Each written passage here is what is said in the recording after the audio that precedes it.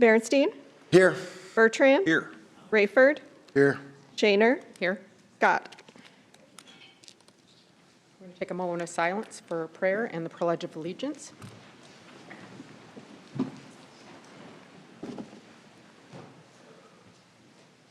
Pledge of Allegiance. Pledge of Allegiance.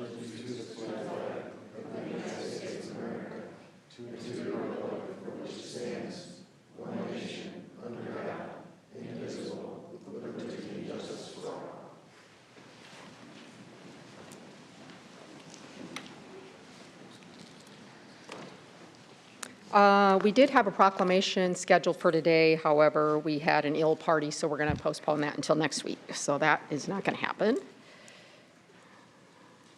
And we are going to open with an interview with the Yamanashi Sister City Committee. Micah Henderson, come on up. Welcome. Tell us why you'd like to serve.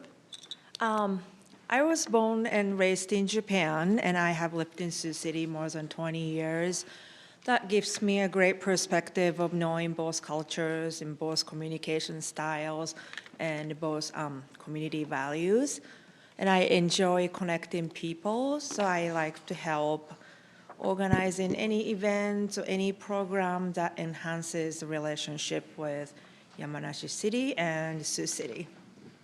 I think you'll be a great addition. Thank you for your interest. Thank you. We're going to move to the consent agenda.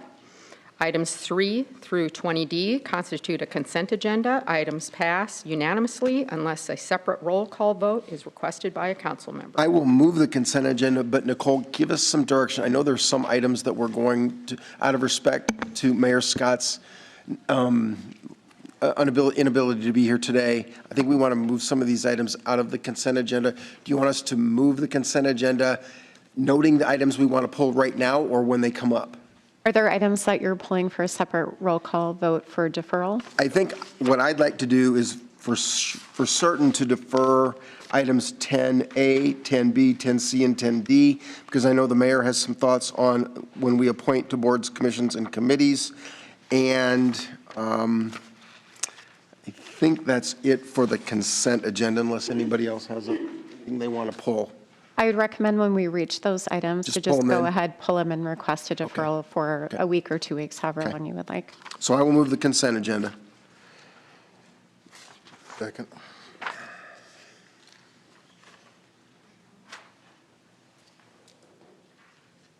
Okay. Reading of the February 9th and 17th council minutes. Resolution authorizing negotiations with Black & Beach to perform a comprehensive wastewater treatment plant environmental audit. Item 5, resolution authorizing negotiations for Perfect Mind to formulate an agreement for software as a service and professional services. Number 6, resolution designating Ike Rayford as one of the city council members on the Woodbury County Information Communication Commission.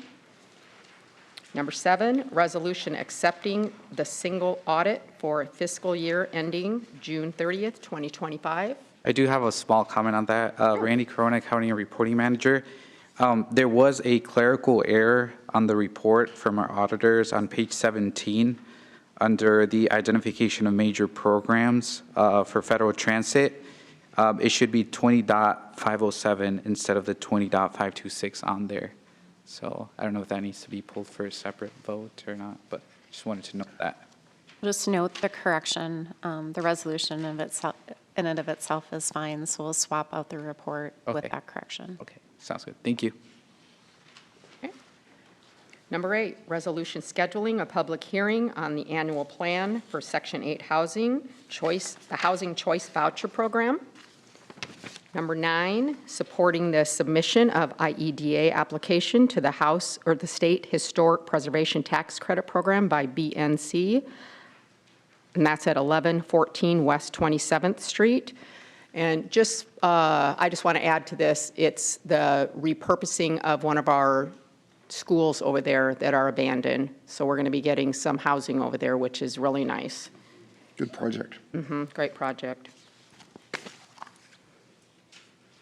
Number 10, actions relating to boards and commissions. Craig? Can I move that we defer item 10A, 10B, 10C, and 10D for 1 week? Second? Second. Bertrand, Aye. Rayford, Aye. Shaner, Aye. Berenstein. Aye. Actions relating to grants. A, resolution approving transit joint participation agreement amendment number 1 for a grant for one small heavy-duty bus. And I believe that was over 700 some thousand dollars, Mike?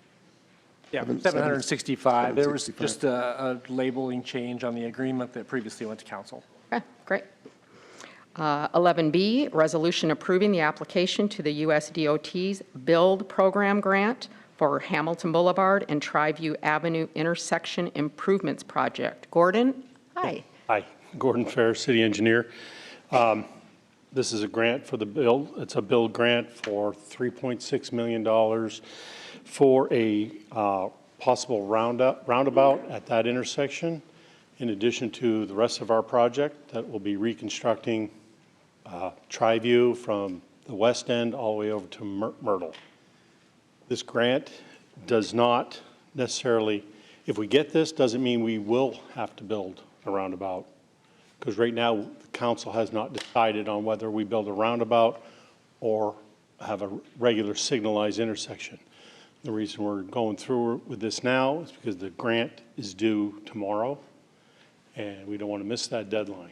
Do I remember the materials did indicate, though, that there was more favorability to the grant program with a roundabout? That is So- correct, because there's. Safer. But you're comfortable that if we get awarded the grant, we're still not obligated if, for whatever reason, you determine it's best to not do a roundabout? That is correct. We just won't be able to, we won't receive the grant funding for it then. Oh, but so it would, okay. So if we get the grant We have to do a and you roundabout. decide not to put in a roundabout, then we just have to forego the grant. Right. So today, just to be clear for everyone, this question is the council giving permission to apply for a grant? Not to give permission for the installation of a roundabout, not for the design of it, for none of the above. That's correct. We're All right, actually I just having, want to want make that clear. to let everybody know also, we're having a public meeting on this on March 5th at the library. So that's open to everybody from 4 to 6. And then after that meeting, we'll be bringing it forward to the council for approval or for choosing. Can you give a quick summary as to why you believe the roundabout is appropriate? Yes, for the level of service, for the, all of the approaches, during our 2046 build-out year, which is not that far off, actually, after the Quick Star is installed or built, they're going to add enough traffic that the roundabout will have the best level of service for all 4 legs. It'll be quicker to get through the intersection and of course, safer. And we've had a traffic study. Oh, yes, we have a traffic study for that location. All right, we didn't determine that, an independent No. study did. Yeah, this was an independent consultant that did that. We are also improving the intersection down by the interstate as well. What are we doing to that, Gordon? We're presenting that to the DOT next week, and after they'll have to review it, and we go forward from there. But what will we be getting if they approve it? If they approve it, we're going to get 2 turn lanes to the interstate or to Wesley, as opposed to just the one now. Right, right. So That for should- those of you who are familiar with this intersection, it's where the Hamilton Boulevard South tees at Larson Park Road. So most people are going left, and we only have one left-hand turn, and that traffic backs clear up to West Second and beyond. And coincidentally, I asked for this improvement a year and a half ago that we've been kind of working on it, waiting to combine the results of another traffic study so we weren't spending money when we didn't need it. My life flashed before my eyes last week. I was on the way to a meeting at Dakota Dunes, and the traffic in the inside lane was backed clear up to about Third, and somebody in the break-in traffic turned right in front of me, and I was probably an inch away from having my vehicle totaled and airbags deployed. So it's not just for me, it's already been requested, it's already been studied, but I get a lot of emails and inboxes. The city once in a while gets a request to say, what are we doing about this traffic? Well, we've been doing something, we're getting down to the final time now. We've actually had 30 accidents at that intersection Yeah. over the last 5 years. So this intersection does need improvements. Yep, it's time. Is there any data, Gordon, is it easier to panhandle on a roundabout or the straight ones? Well, probably no, because they can move, traffic's always moving. Oh, so it should be less panhandling on the roundabout? Yes. Okay, but any studies at all on like heavy truck traffic or semis or anything like that? That's the stuff that blows me up, is accommodating. Panhandling? No, the semis and The the semi, long yeah. trucks that come through there. We've discussed this with Baumgars. They are not in favor, not against it. They know that something has to be done there. Truck drivers are no different than anybody else. They have a tendency to not like roundabouts because they're different, but they will be able to handle it. I've followed them through many roundabouts before, and So does this need to be a larger footprint of a roundabout than what we would normally consider to be? oh, yes, yes. This is going to be substantially larger than the one that we have currently. It's going to be basically 2 lanes going north-south, single lanes going east-west. But when a truck is in there, they'll be monopolizing the whole thing, of course. Will you have to take any property in the surrounding properties on those corners? Not at this moment, no. We're still at the beginning of the designs, but it does not look like it. Good. So for the record, if we take the money, we have to have the roundabout. There's no wiggle Yes. room. That is correct. Okay. Because it's based on safety. Yeah, because Scoring because it. of the safety factor. This grant has a benefit cost analysis on it, and the benefit cost for a signalized intersection is much lower than it is, well, it's below 1, and for a roundabout, it's above 1, which is what you want to be. So in the materials that you provided, Gordon, on page 13, you've got a roundabout, and I know this isn't what you're proposing, but is this a good example of how the design would look? Because this is a very attractive Oh, yes. entry. So this is something similar to what you could conceive of being in this location? Yes, we threw that as an artist rendering. Obviously, that's not in any of the Right. council agenda right now, but it is an artist rendering. Of course, it'll be council that chooses what's going to be in the center. Looks great.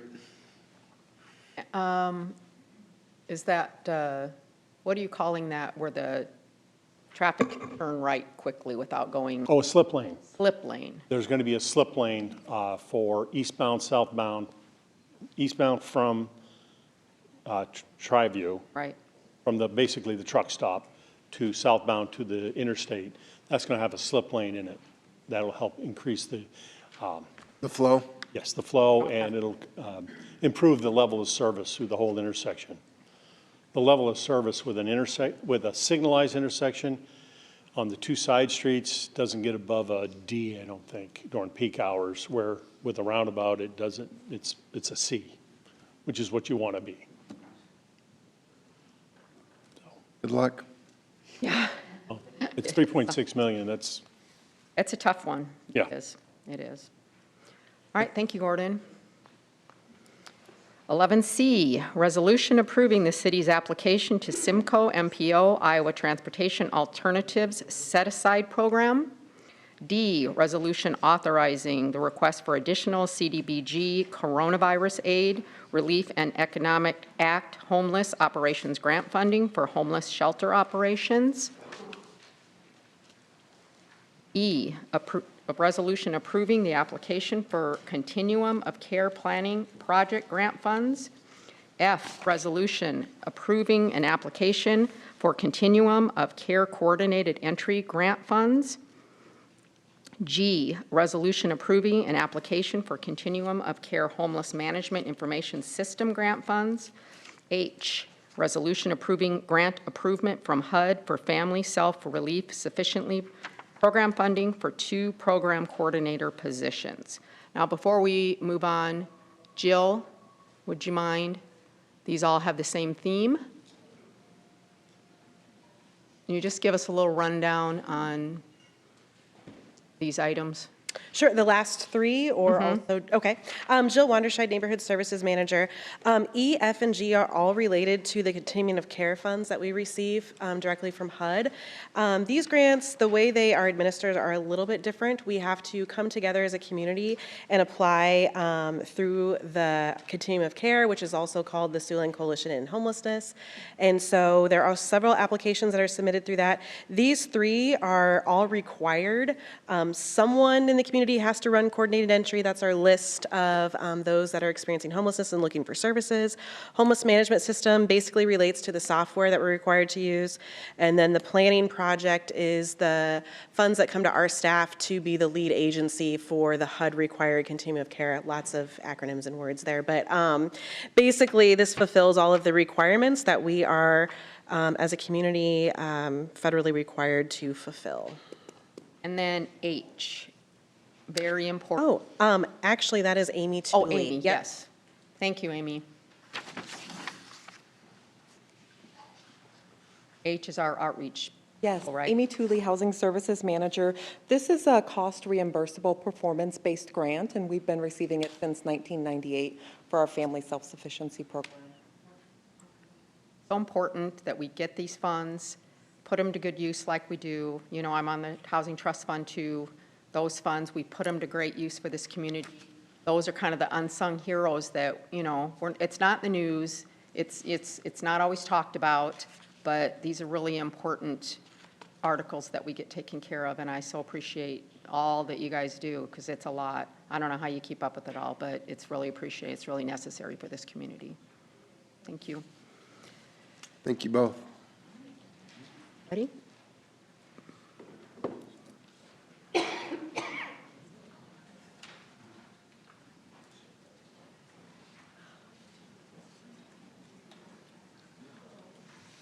Oh, keep going. That's right. Sorry. I was thinking we were voting on that. 12A, actions relating to street closures. Resolution temporary closing various downtown streets on March 18th for the NAIA banquet. B, resolution temporarily closing various downtown streets on March 17th for the St. Patrick's Day Parade. C, resolution temporarily closing various downtown streets on March 23rd and 24th for the Symphony Kids Concerts. D, resolution temporarily closing various downtown streets on April 22nd for the Tolerance Kids Performance. 13, articles, actions relating to civil penalties and suspensions. Resolution scheduling a hearing on the proposed $300 civil penalty against Downtown Liquor for violation of cigarette laws. B, resolution scheduling a hearing on proposed $300 civil penalty against Pronto Express for violation of cigarette laws. 14, actions adopting construction documents.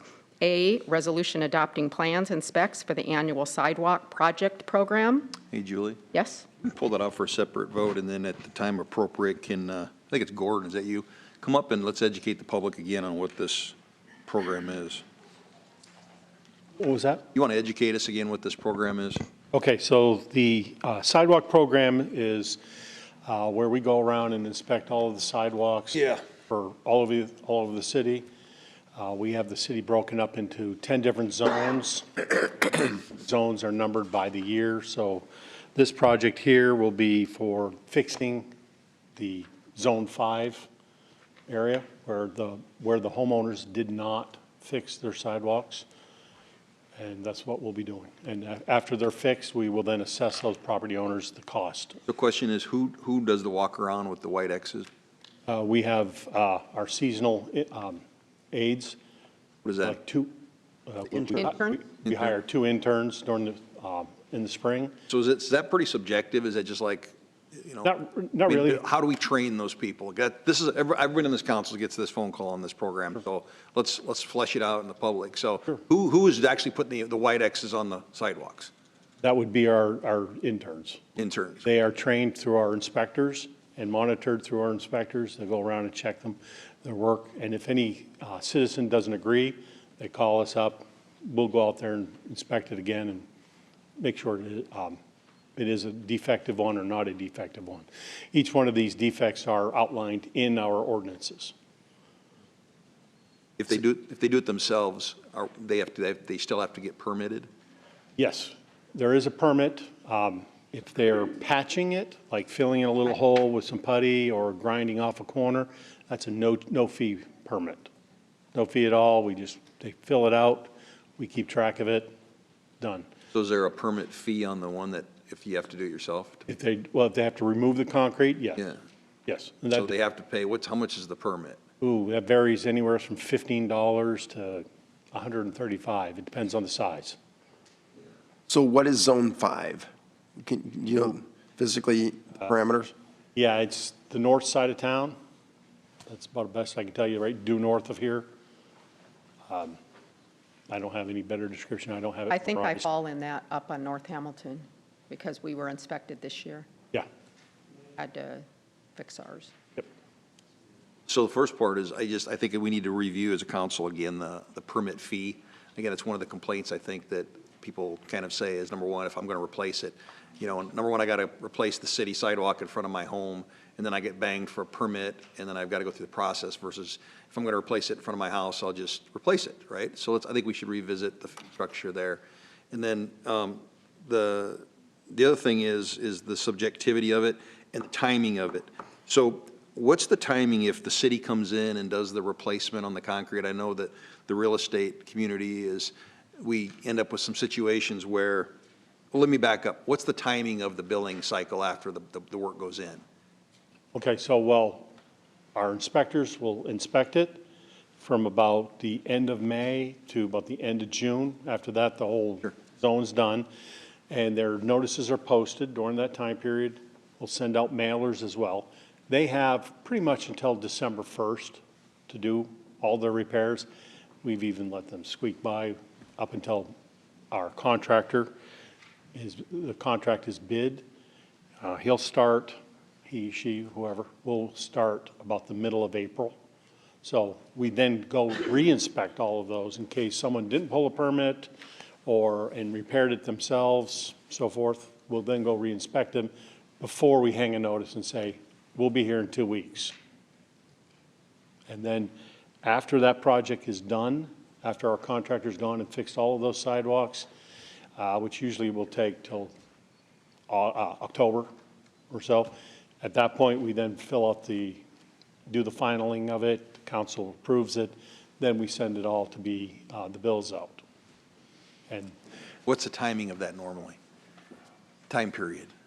I mean, but by the time the concrete gets pulled, what's happened is in the real estate market is there's been people that have actually moved from their homes, and then the bill shows, you know what I'm talking about. Yep. The bill shows up, That and it's happens. actually changed ownership because the bill doesn't show up for 10 months to a year later. So, I mean. that can definitely happen. Yeah, so my question is that, I guess that maybe we need to put some parameters on the timeliness of billing for those, I know I'm not, for those issues. And then I also think that I'd like to see us reconstruct the fee process. I'm not think that we should have to pay for a permit to put a sidewalk in front of and also I think that we should take a look at a community bucket for people on a cost share. If they come in, they've got a needs basis, if they're elderly or they're older, that maybe they shouldn't have to be stuck with that entirety. So those are the three things I'd like to see. I'm a no on this today. I want to pull this out because I think this program needs to be reworked. We get a lot of phone calls on this. Yeah, it is common.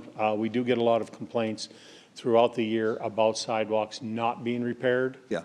So that's another problem with that. And when we do get those complaints about a specific address, we Yeah. will go and inspect that whole block. We won't just do the one address. Well, then the third thing too is I think that we need a little bit more of an appeals process or subjectivity because this is one of those areas too that just because your neighbor starts complaining or somebody starts complaining about all your properties, that all of a sudden all your properties get tagged. So there's a little bit of subjectivity that I don't like. This process needs to be reviewed again. So like I said, I'm a no on this today. I'd like to pull it out and start over. We can discuss this all in Yeah, our yeah. team meeting next week or this week. Love it. Go ahead and call the roll. Before we do, Jill, can I ask you a question? Councilmember Bertrand was asking Gordon about some possible cost sharing when someone does need a sidewalk repaired, et cetera. Does that fall under some of the work that Jill Wanderscheid, Neighborhood Services Manager. The sidewalk projects, we are limited. Like when we do a housing rehab project, for example, and the sidewalk's bad, if it's in public right-of-way, we cannot do it as part of that project. That's my question. But Lions Park, our investment area, we have a huge sidewalk project that's going to wrap up this year. And then we'll finish up that project in another sidewalk project in 2027. So we do in those special areas that we've designated, but otherwise we're not able to as part of. Okay, I just was wondering, because I know it's all about the money. If the folks don't have the money, And all we're able to help them out on a lot of these, ramps and things, but not the sidewalk. I think this is also another one of those community morale things. This is another one of those water cooler issues that gets beat up a lot, and it makes a lot of people mad. So I think this new council I think it'd be wise if we take a peek at it and maybe try to revise this to be a little more customer-friendly with communication and timeliness and fees and permits, and let's get realistic on, asking versus forcing people to replace the sidewalks in front of their property is a hot button. So I want to make sure I'm clear. Are we pulling 14A for further discussion? Is that what you're asking? Yeah, review it. Review the whole program. For separate for a roll separate call vote. vote. Separate roll, up or down it. Ready? Okay. Rayford, Aye. Shaner, Aye. Berenstein, Aye. Bertrand. I is to pull it, right? No. No, it's to, Ayes to vote Vote on. yes. Separately vote, yeah, Or- aye. So then it passes 4-0. You mean no, Rick? I mean, it's going to be, at least this is to pull it out or this is to vote against it? this is to vote against it. You're Well, I'm gonna voting vote against it. Well, I'm a no. Right. Yeah. Okay. But we will review it in our Public Works team Sure. meeting on Friday. Sure. Okay? Yeah. All And right. just for clarification, we can provide some of the state code provisions Yes, because thank we you. do assess the sidewalk cost to homeowners. They have the ability to pay it over time, but there is interest. It's an assessment program as opposed Yes. to an immediate payment, Correct. right? Right. Cool. Yeah. All right. Was Friday too soon for you to get that done? Gordon may have some of that. He might have some of it. Do you have Okay, the I state thought you code meant your- information on assessments, or we can talk this week and Yeah. provide it? Our meeting is Friday, so Sure. we can. We can just give you the code chapter All right, that pertains to thank you. that. Thank you. All right, 14B, resolution adopting plans and specs for the Big Sioux River Erosion Repair Project. 15, actions relating to agreements and contracts. A, resolution approving a lease agreement with Brad Cummings and Moore Wright Rudder on the connection at T-Hanger 2503, Discovery Boulevard, Unit 10 at the airport. This is just an assignment of the lease, right? That's right. Correct? Yep. B, resolution approving one-year extension of Bergen KDV for audit services. C, resolution approving a contract to CW Suter for central maintenance garage, vehicle, and CONO2 exhaust project. Keep it safe. D, resolution approving a lease agreement with Siouxland District Health Department for one Chevrolet Trailblazer. Is this a pretty standard practice for us to buy in other governmental entities or organizations, then lease it back? I have no problem with the lease back. I'm just curious whether it's something we typically do or whether this was more of an issue of convenience. Jeff Dedeker, Fleet Manager. I've been in the position for 2 years, and this would be the third time we've done this for Siouxland District Health. Or them. Yeah, just for them specifically. They still use our fleet maintenance services for fuel repairs over the course of the term. So they lease it for 6 years and then they own it after the lease payments are done in 72 months? Correct. Teresa Fitch, Finance Director. We do assess them an interest charge of 6% on this as well. So they bill out each month through AR and pay each month. Siouxland District Health is the only entity that we do this for. That was my question, was whether there were other entities that way. Okay, thanks, Teresa. Yep. Thank you. 15E, resolution approving amendment number 2 to consulting services agreement with DGR Engineering for the South Mulberry Street Improvements Project. I want to talk about that one a little bit. Rex will be right up. Well, no, it's probably Gordon, right? I mean, Gordon. Rex on my mind. And first and foremost, Gordon, thank you for getting back to me on this situation. Welcome. The only real question that I have is really, it seems that we continue to have, I guess, late work or unfinished work. And is there a way that we can kind of look ahead to see what things are out there so that we're not having to pay additional fees and things with this unfinished work and those things? Normally, we don't have one that goes this long. This is extraordinarily overdue. And normally, they're just maybe a few days here or there, a couple of weeks tops, but this one is months.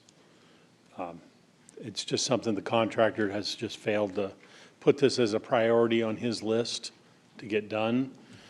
And when he does, the biggest problem is he's not completely off the project. Well, he is, but I mean, if he was completely off the project, we wouldn't have inspection going there, but he'd have someone there, so we'd have to have some inspection going on. But you've got a liquidated damages clause that you'll recoup the costs. That is correct. Yes. Liquidated damages are $1,500 per day. Per day? Working day, working day. Monday through, Monday through Friday, Saturday if they're working. And does If they're that, not working, then they don't get charged Saturday or Sunday.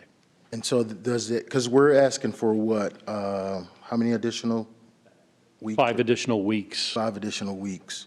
yes. And if that doesn't happen, does that continue? Or do you come back and ask for an addition?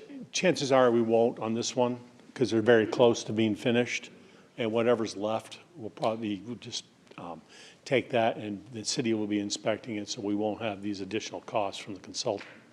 Most of what's left is going to be seating, a little bit of concrete repair, things like that, and sealing of the joints and things like that. but it will be open. It already is open, Oh, the track. right. I mean, they won't have to be closing it to do any of those things. No, it shouldn't have to be. I don't know if there's any cracks that's happened over the winter that may have to be done through their punch list items. And Gordon, to understand the numbers, this is the second amendment. You amended the agreement once for $60,000. Yes. This amendment is requesting a $35,000 increase. So you've got $95,000 of increased cost. Yes. And you're asserting a claim of at least $116,000 for liquidated damages. So we'll recoup all of our additional cost. That is correct. Either a check or a bond, right? Either through, they're going to write a check or you're going to pull their bond, is that what We just will withhold the payment.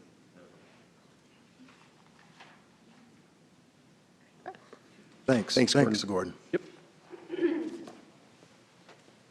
15F, resolution awarding a service provider agreement to CIT Sewer Solutions, that's a tongue twister, for the Big Sioux Levee Storm Sewer Cleaning and Televising Project. G, resolution approving a contract to Knife River Midwest for the Isabella Square and Lions Park area HMA resurfacing project. H, resolution rescinding resolution number 2025-1145, which approved a consultant contract with McClure Engineering for downtown bike and pedestrian riverfront connection project. I, So is H being rescinded because we're revising the bike lane project? Is that why that's being done? Not so much revising it, it's just for the grant opportunity. Okay. Had to apply for that afterwards, or approve their First. contract after the grant was approved. Gordon, give us the Reader's Digest version of that new bike lane that we're all excited about. This is a bike lane basically coming from, and it's multi-use trail type.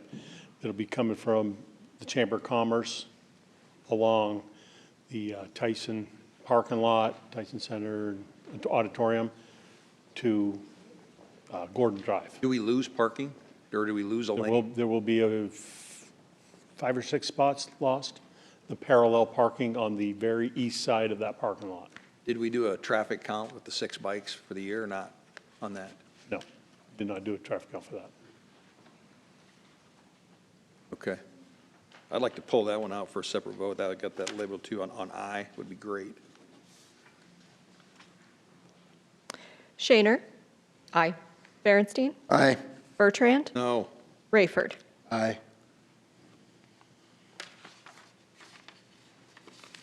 Just because we get free money, don't means that we ought to do it, right?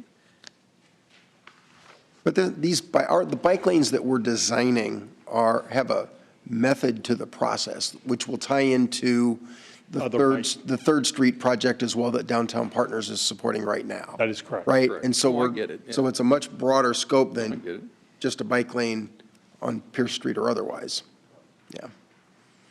But I think we're trying to copy a program that other communities are doing, that I'm not over-dazzled by the areas that it's already in there, that it's being utilized, other than it's cutting off parking, and to me, it's creating more issues of. But we've already spent money. Yeah, we right, have, I on- get it. on- No, they did, I Right. didn't. Connect. They did, Right. I didn't. Yeah. No, you didn't. It's kind of like our infill.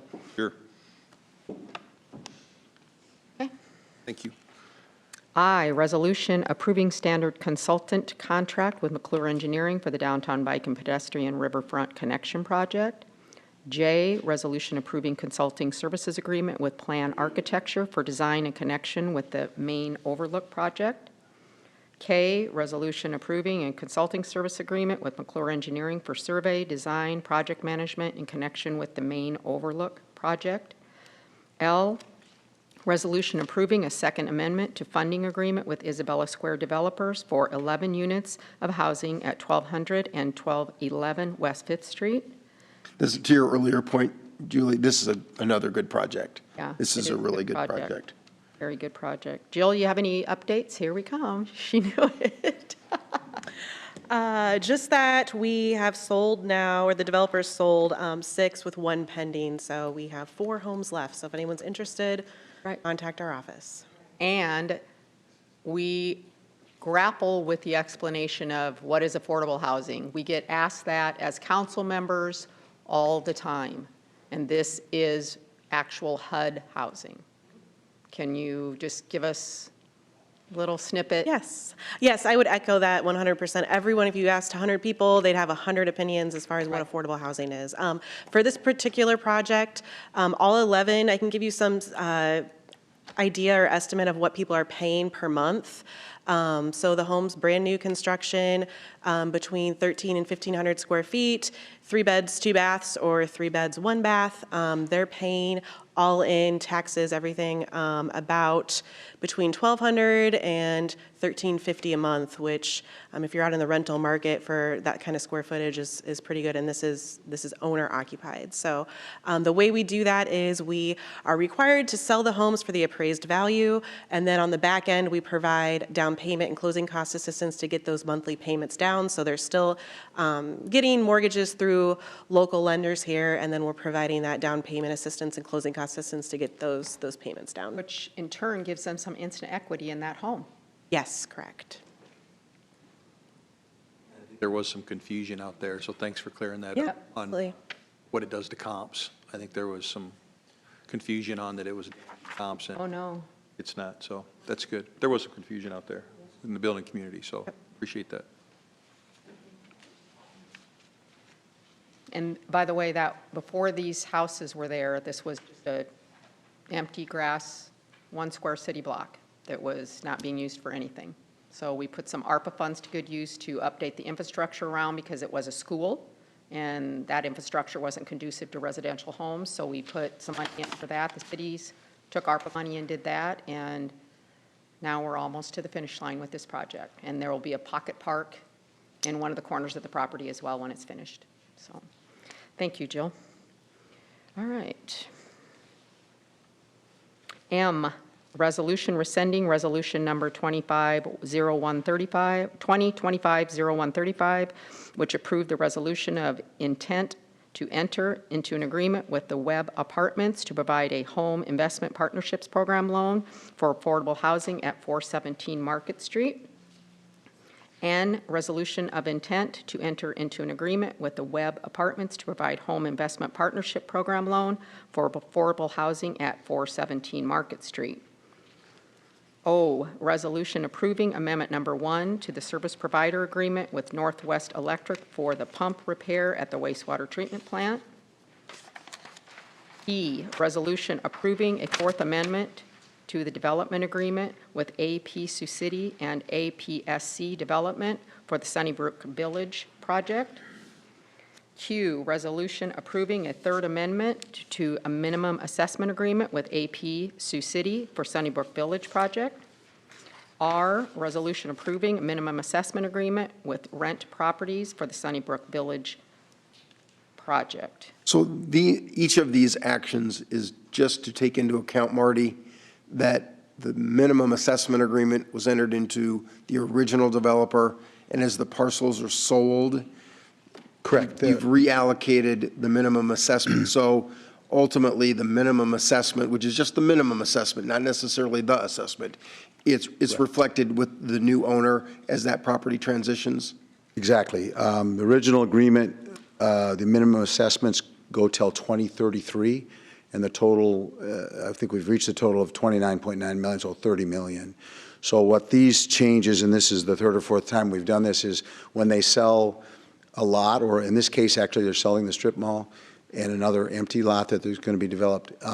It's just a shift of the minimum assessment, an agreement between the city and the buyer. The seller is the original developer, J. Anthony Development, and then the buyer is the local. So that's, like I said, this is the third or fourth time that they have sold off parcels of it, but it's in keeping with the original agreement. Do you happen to know off the top of your head whether any of these parcels actually are assessed at higher than the minimum I assessment? think they are. They are? Yeah. It's a successful development. Yeah. And continues to grow. No question. There's Yeah. still a few lots left, so. Right. uh, So that assessment, the minimum most recent- assessment will follow the property. Follows the As property, it's that's sold. correct. And if it's a minimum, so they can be more, and Right. often are. So, 16, actions authorizing payments, resolution approving January fund transfers. B, motion approving January total expenses. C, resolution authorizing payment to Restoration Systems for the Discovery Parking Ramp Repairs 2025 project. D through F, resolutions D through F are resolutions approving partial settlements of tort claims and authorizing payments. 17, actions relating to property. Items A through K are resolutions accepting applications for property tax exemption for improvements made in the urban revitalization areas. 18, purchasing. A, resolution awarding a purchase order to Biersbach Equipment and Supply for a trailer-mounted bypass pump. B, resolution awarding a purchase order to Stu Hansen Dodge City Jeep for 2 Ram tradesman pickups. C, a resolution awarding a purchase order to Jebro for some liquid asphalt. D, resolution amending a purchase order issued for Andreets Separation to increase the purchase order by an additional $34,989. E, a resolution awarding the purchase order to Carl Chevrolet for 1 Chevy Tahoe police package all-wheel drive vehicle. F, resolution awarding a purchase order to Dewey Ford for 4 Ford Interceptor police package all-wheel drive vehicles. 19 is applications for alcohol licenses. 20, board, commission, and city committee minutes. And I'll abstain on the 1B.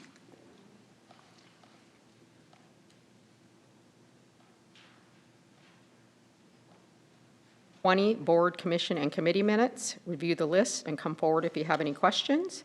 This is the end of the consent agenda. Ready to take the vote. That has got to be the longest consent agenda we've ever. That's a long Even in one. my prior years, that's And got it to be would the be on my longest we've first ever had. time. Thank you for your patience.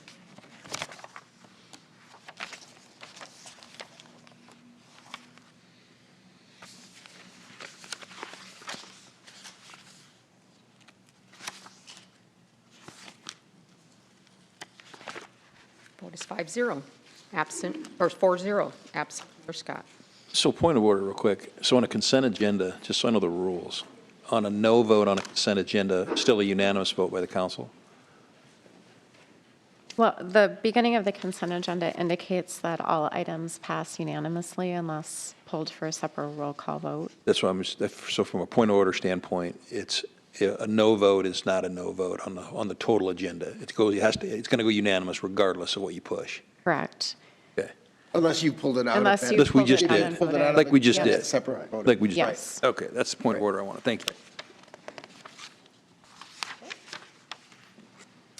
Recommendations of Planning and Zoning and Board of Adjustment. 21, motion acknowledging Board of Adjustment actions of February 10th.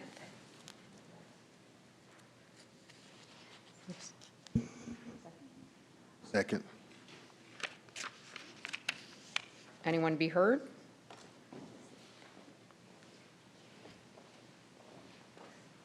Integrity Planning and Zoning. If you have any questions on this or the following items, I'll be up here. No questions on this one, but Yeah. you can stay where you I'll are. wait for the next two.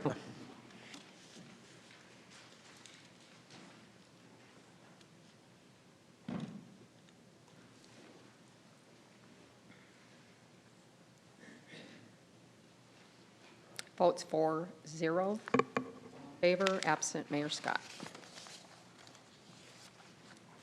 22, hearing and ordinance rezoning 500, 504, 506 Cunningham Drive, petitioner Paul Schuman and Matheson, with Matheson Gas. P&Z recommends approval. Public hearing is now open. Anyone to be heard? Need a motion. I'll move this item. Thank you. So Nicole, will this take 3 readings? Unless waived. Less waived? Okay, and with Mayor Scott not being here, even if we approve this today, I'm going to ask that we not move second and third today out of respect to Mayor Scott, but we'll have some discussion and we'll see where it goes. I'm assuming there are representatives from others as well? And I believe there was a related concern under the Board of Adjustment acknowledgements as well on a conditional use permit that's a companion to the rezoning, which the, excuse me? We won't waive second and third, though. Okay. Go first. We did put together just a really quick PowerPoint to give an overview. Chris Madsen, Planning Division Manager. So this item 21 or 22 and the conditional use permit from 21 is in relation to the relocation of the Matheson Gas project due to the DOT viaduct project. So they were asking for the rezoning of 500, 504, and 506 Cunningham Drive. Shown here in green on the map, Cunningham Drive would be to the west. The Global Foods site would be just to the south. Home Depot just to the northwest. To show a zoning map of the area, the Stockyards area is somewhat of a bunch of different zoning districts. It used to be all zone or manufacturing agricultural in the early 2000s, and that was changed about 2001, 2002 to a mix of, it was light manufacturing in the 1976 code, business park in the 2015 code, general commercial, and general industrial.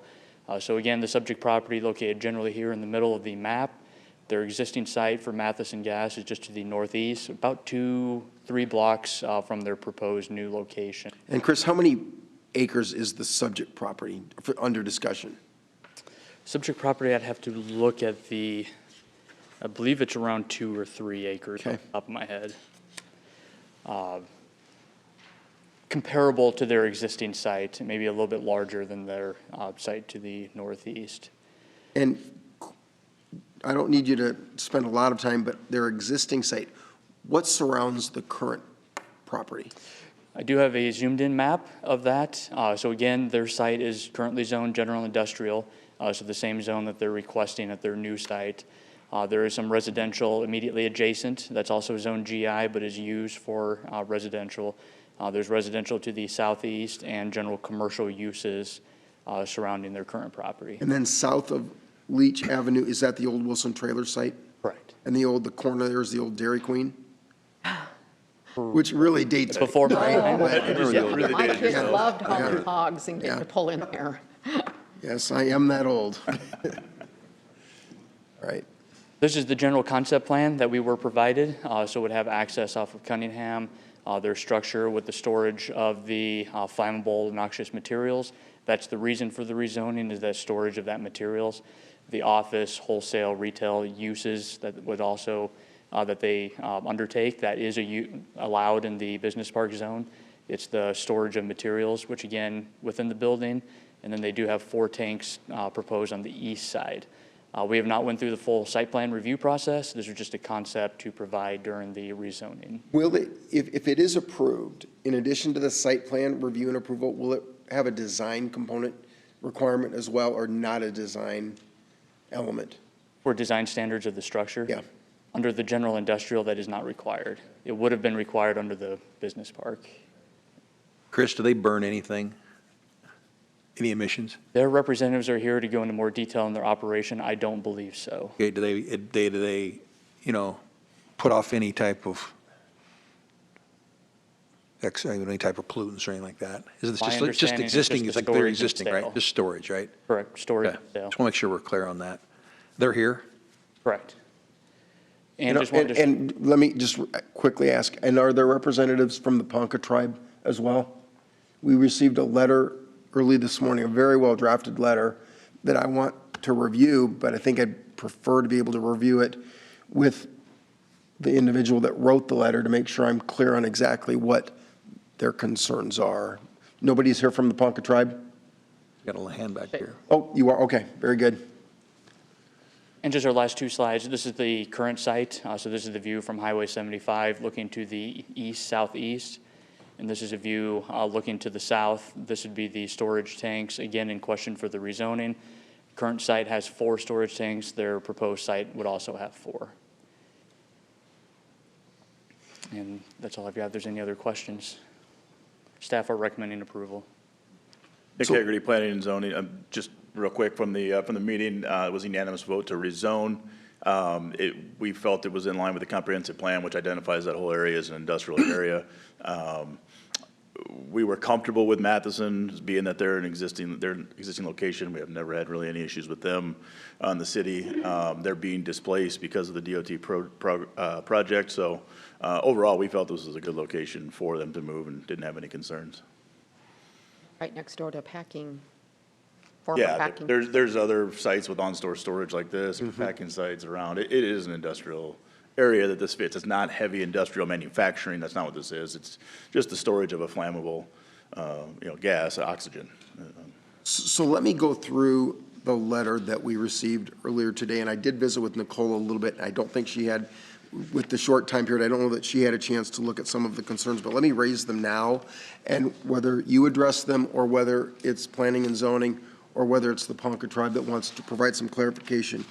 In the letter, they question whether the grant of the rezoning and the conditional use permit is lawful. So I'd like some direction on whether there is a question about the legality. They talk about factors that need to be addressed, and while they didn't really address factors, I'm wondering if Nick, are there factors that you go through in evaluating the application?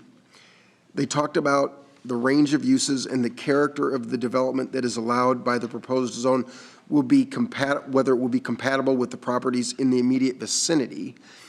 Part of the issue, as I read through the materials, is that the issue that the Ponca tribe has is not a current use of the property adjacent to your location. So when you look at the properties that are currently either in this site, or we noticed the packing plant that's adjacent and the other properties that are located off of Lewis Boulevard, Highway 75, they seem to be compatible. It's that the incompatibility is the proposed use by the Ponca tribe on the property that they own. Is that correct? Are there any incompatible uses with what Matheson wants to do as currently exists on any of the properties in this area? Chris, you noted that there are a number of various zoning labels. Is this incompatible with anything that's currently there? I would say it is compatible. There is a mix of industrial, light business park, and commercial all within the Stockyards area. Okay. They also noted, oh, I'm sorry, go ahead. For the legality, from what the state dictates, is that we have to determine whether the rezoning is compliant with our comprehensive plan, which, as Nick said, identifies this area as industrial. So we would say that this rezoning would be legal if approved by council. So then there was also mention that there's an issue with regard to if there is a design standard, that it's a single story and ensuring that all new construction conforms to particular architectural compatibility. Is that an issue, Nick, that P&Z looked at? We did not think it was an issue. Is single story or architectural design an issue for you as you design the location? No. Okay. And there's a comment that it specifically prohibits industrial or manufacturing uses or any business which creates offensive odors, fumes, dust, or vapors, or creates unusual fire, explosive, or other hazards. Go back to where you're currently located. Have you ever had those issues where you currently are? No, the gases which we store on site are not, they don't have an odor, and there's no substance to them like a dust or anything like that. And does it create what could be described as an unusual fire, explosive, or other hazard? There is nothing on site that's explosive. The only thing is mentioned is oxygen. That is an oxidizer. There's very little, if any, concern with that. I mean, hospitals have these types of tanks with oxygen in them, so. Are there other properties in the vicinity that have the same kind of oxidization? Did I say that right? I'm not an environmental scientist, but any other properties in that area that have similar activity? Feed Energy has several storage tanks on site. I don't know particularly what they store in those, but they're real similar in size and design to the ones that are on Matheson's existing site, what they're proposing to put on this site as well. Okay. They also raise that this area needs to be developed with an eye towards community use, not hazardous industrial use. Would it be your position this is not hazardous industrial use? This is not hazardous.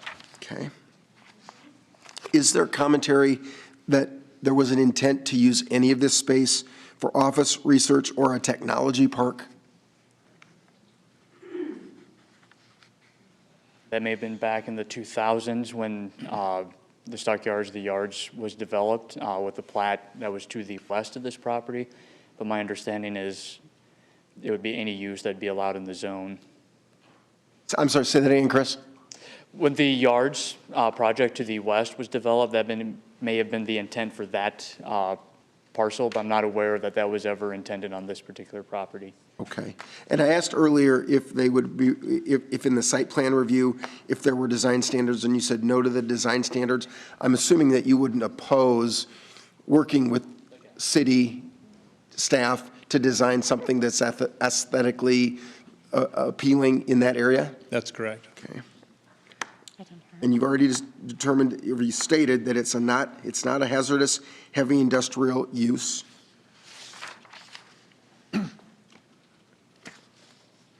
They did also note that there were some concerns. I'm going to label them, Nick, as setback issues with regard to parking or otherwise.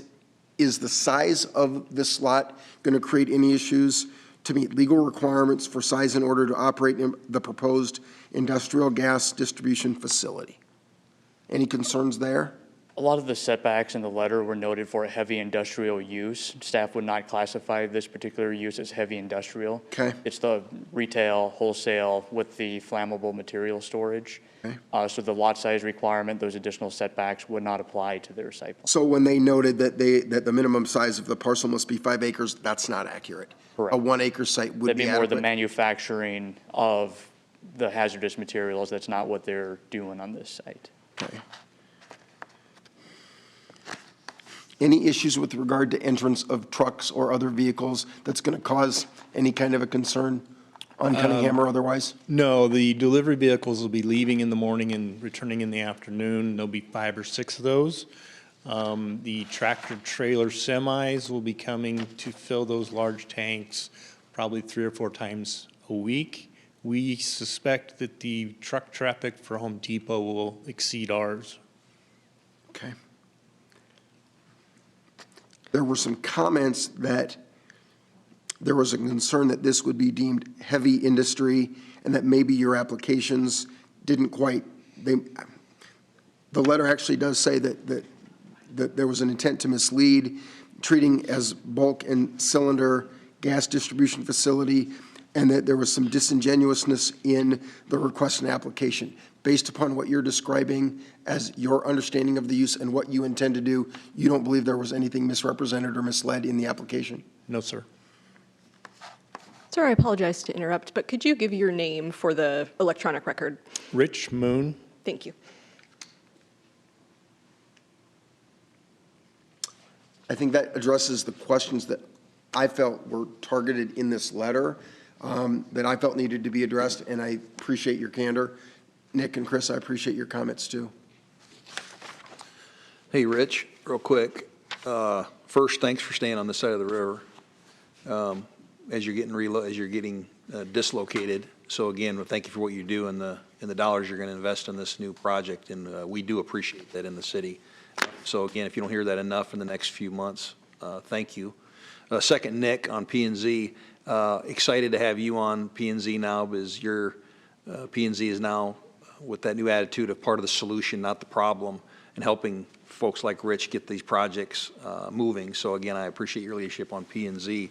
When do you want to start, Rich? When do you want to get in the ground?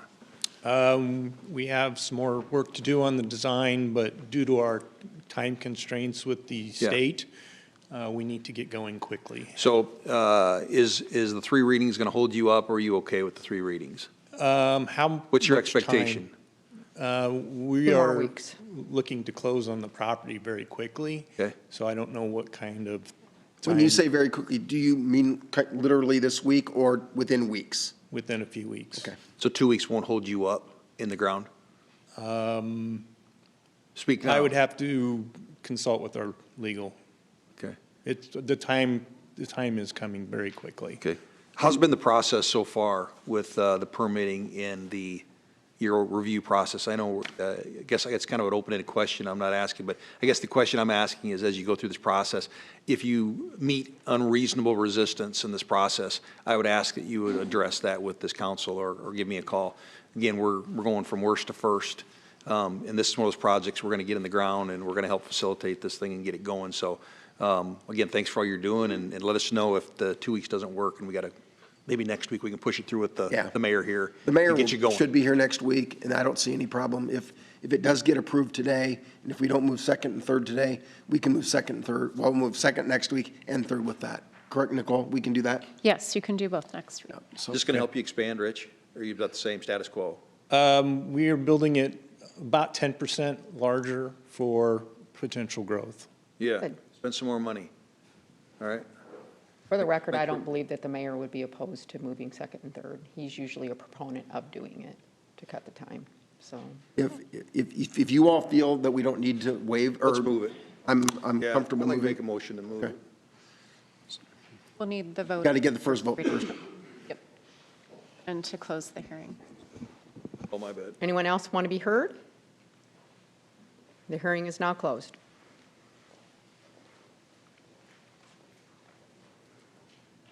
Is anyone opposed to moving second and third? Waiving? As long as we don't feel that Mayor Scott would like to be part of it, I'll move that we waive second and third reading. Move to waive the rules. Waive the rules. Second. I'll second. Sorry if I missed that. Berenstein? Aye. Bertrand? Aye. Rayford? Shaner? Aye. Second reading? Move second and Move second Move and third. second and third. I'll second that. Berenstein? Aye. Bertrand? Aye. Rayford? Aye. Shaner? Aye. Let's build. And I do think it's important that we acknowledge the Ponca tribe and their development. And I Sure, think absolutely. that the project with Matheson is consistent with that area. It's got a large industrial base, but I think what the Ponca tribe wants to do, I think is very exciting.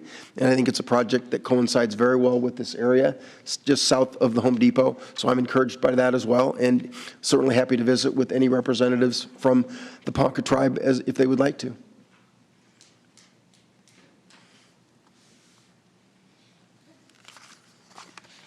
'23, hearing an ordinance vacation of a portion of the east-west alley adjacent to 2423 South Cypress Street. Petitioner Timothy Angerman, P&Z, recommends approval. The hearing is now open. Oh, move it. I'll move this item. Oh, sir, second. Nick Hagerty, Planning and Zoning. Yeah, we thought that were actually kind of straightforward. It was really where two old plats had intersected and this alley kind of got hung out. Really didn't make sense to have it as an alley anymore, so it's fairly straightforward as far as we were concerned.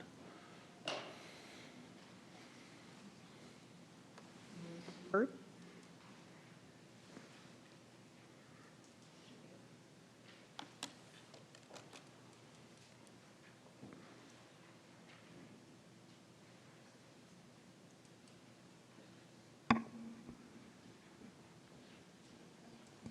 Four zero ayes, absent Mayor Scott. For the record, to close the hearing. The hearing is now closed. Sorry. I have to get used to this. Do we want to waive the statutory rule? Anyone? I'll waive it. Second. Bertrand. Aye. Rayford. Shaner. Aye. Berenstein. Aye. Motion second and third reading.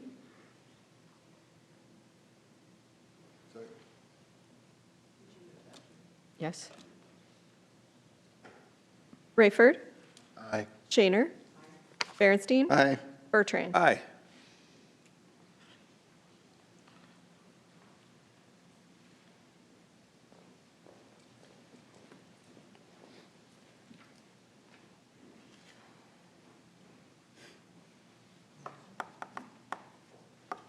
'24, hearing and resolution approving plans and specs for the annual manhole replacement project.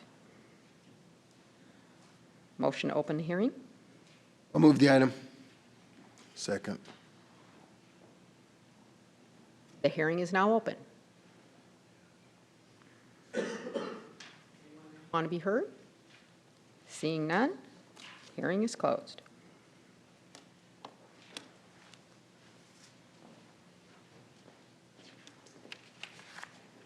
See you, Nick.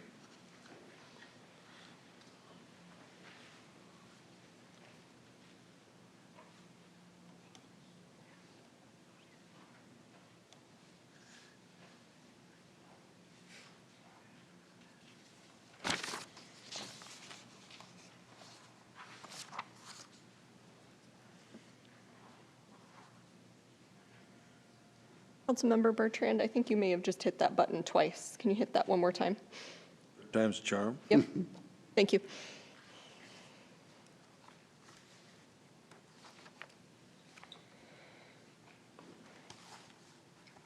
Four zero in favor, absent Mayor Scott. 25, hearing and resolution approving plans and specs for the Lions Park Investment Area Sidewalk Improvements Project. Move to. Second. Public hearing is now open. Anyone to be heard? Seeing none, hearing is now closed.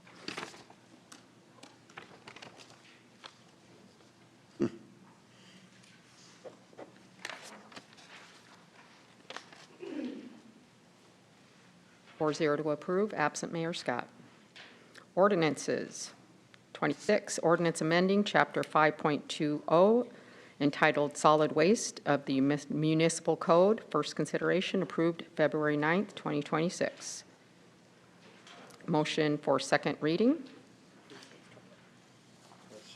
Teresa Fitch, Finance Director. I did provide you a memo this week. You just, Motion or a second? Did you move, Julie? We just Second. Thank you. I did provide you a memo this week that was requested by Mayor Scott regarding the current fund, the status of the fund, regarding whether we would need to take a 3% increase to citizens. I don't know if you recall that, but So you, just as a reminder, you gave us a proposed number if it was a 1% increase, a 2% increase, and a 3% increase. correct, yes.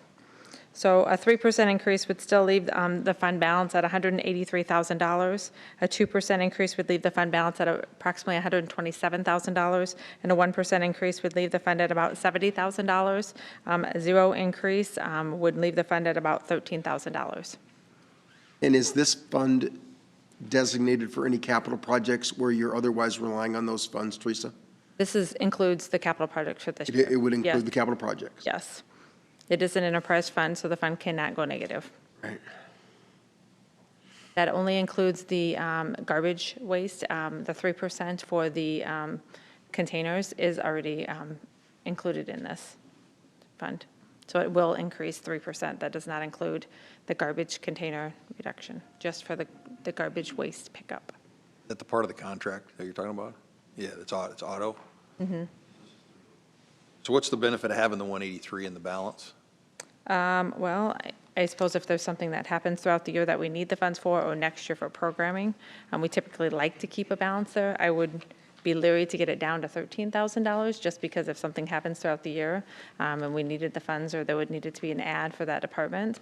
But certainly there is some area for you. If I remember correctly, a lot of the dialogue was thinking that the fund was actually healthier than a couple, $200,000 or $300,000. And not, Yes, that's not a healthy fund, but I think there was discussion that maybe it was in excess of $500,000. And if it's Correct. closer to $250,000 or $300,000, that's probably gives us a little less leverage to make the adjustments that Mayor Scott was. So as I looked at the fund, the revenue was not included in the fund, nor was the expense of the 3%. So we need to add the 3% in, so that 3% increase in the expense will be brought back as a technical change during the wrap-up budget. That needs to be added. The reason it's not included is because it obviously hadn't been updated, or hadn't been approved by council yet. So neither the revenue or the expense was part of the fund, but that increase is $472,000. That's the contract side of it? Correct, yep.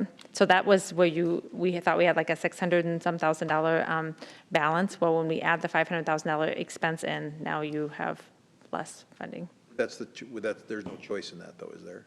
No.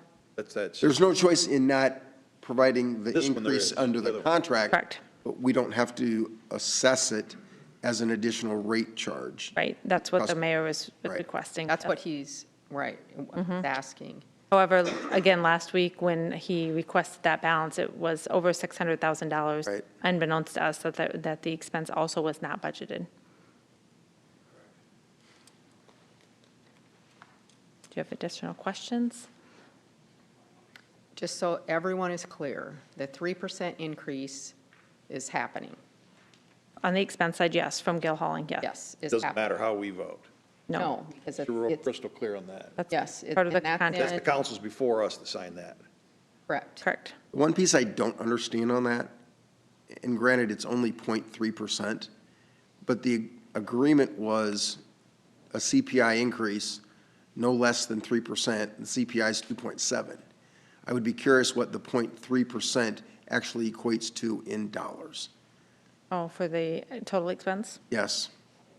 Calculate that pretty quickly for you. It's not, it's pretty minimal. If I can find my calculator now.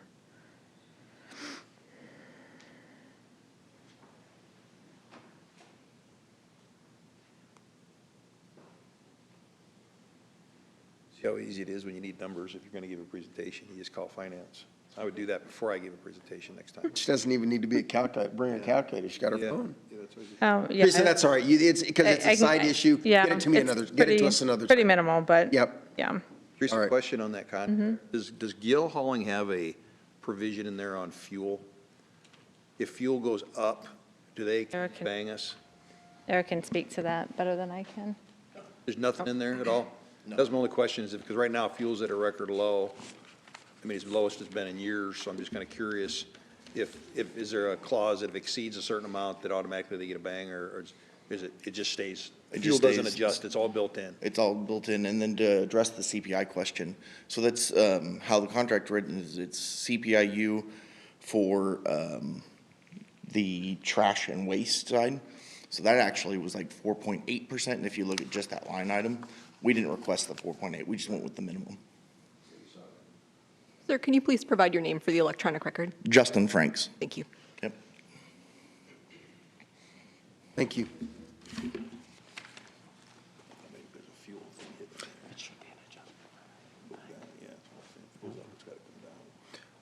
I'll move this item. So what are we voting on? We already have a motion and a second on the floor. Has it been moved? It just hadn't come up yet. Okay. What are we voting on? Just the first reading? 26. No, second reading. On what increase? Well, Has it been established? I think the mayor wanted to cover all of it, wanted to know if we could pass the increase on to the city rather than the, Yeah, I agree. But that's a separate vote, right? right. So what are we voting on now? We are only voting on amending the solid waste, to modify the fees for solid waste collection to correspond to the contract. So that's just the 3%, right, Teresa? I'm sorry, I get you. Yes. Montang Environmental Services. This would be updating the ordinance, so the language in the ordinance, and it has those dollars amounts associated with it. So if we're not passing it to the residents, it would change those numbers that are in the ordinance. Yes, this is the charge to the resident. So if we're going to take that on ourselves, then there would be no change to the ordinance. We wouldn't need to pass we would need, we just Because the pull it. contract language is triggered anyway. Correct. Right. Yes, or if you want to do a different 2% or 1%, you would have to amend. Are we going to have to bring this back, all of these? What are we? Every year. Well, we've already given first reading. Bob wanted discussion on whether we had passed it along. Because that number can change.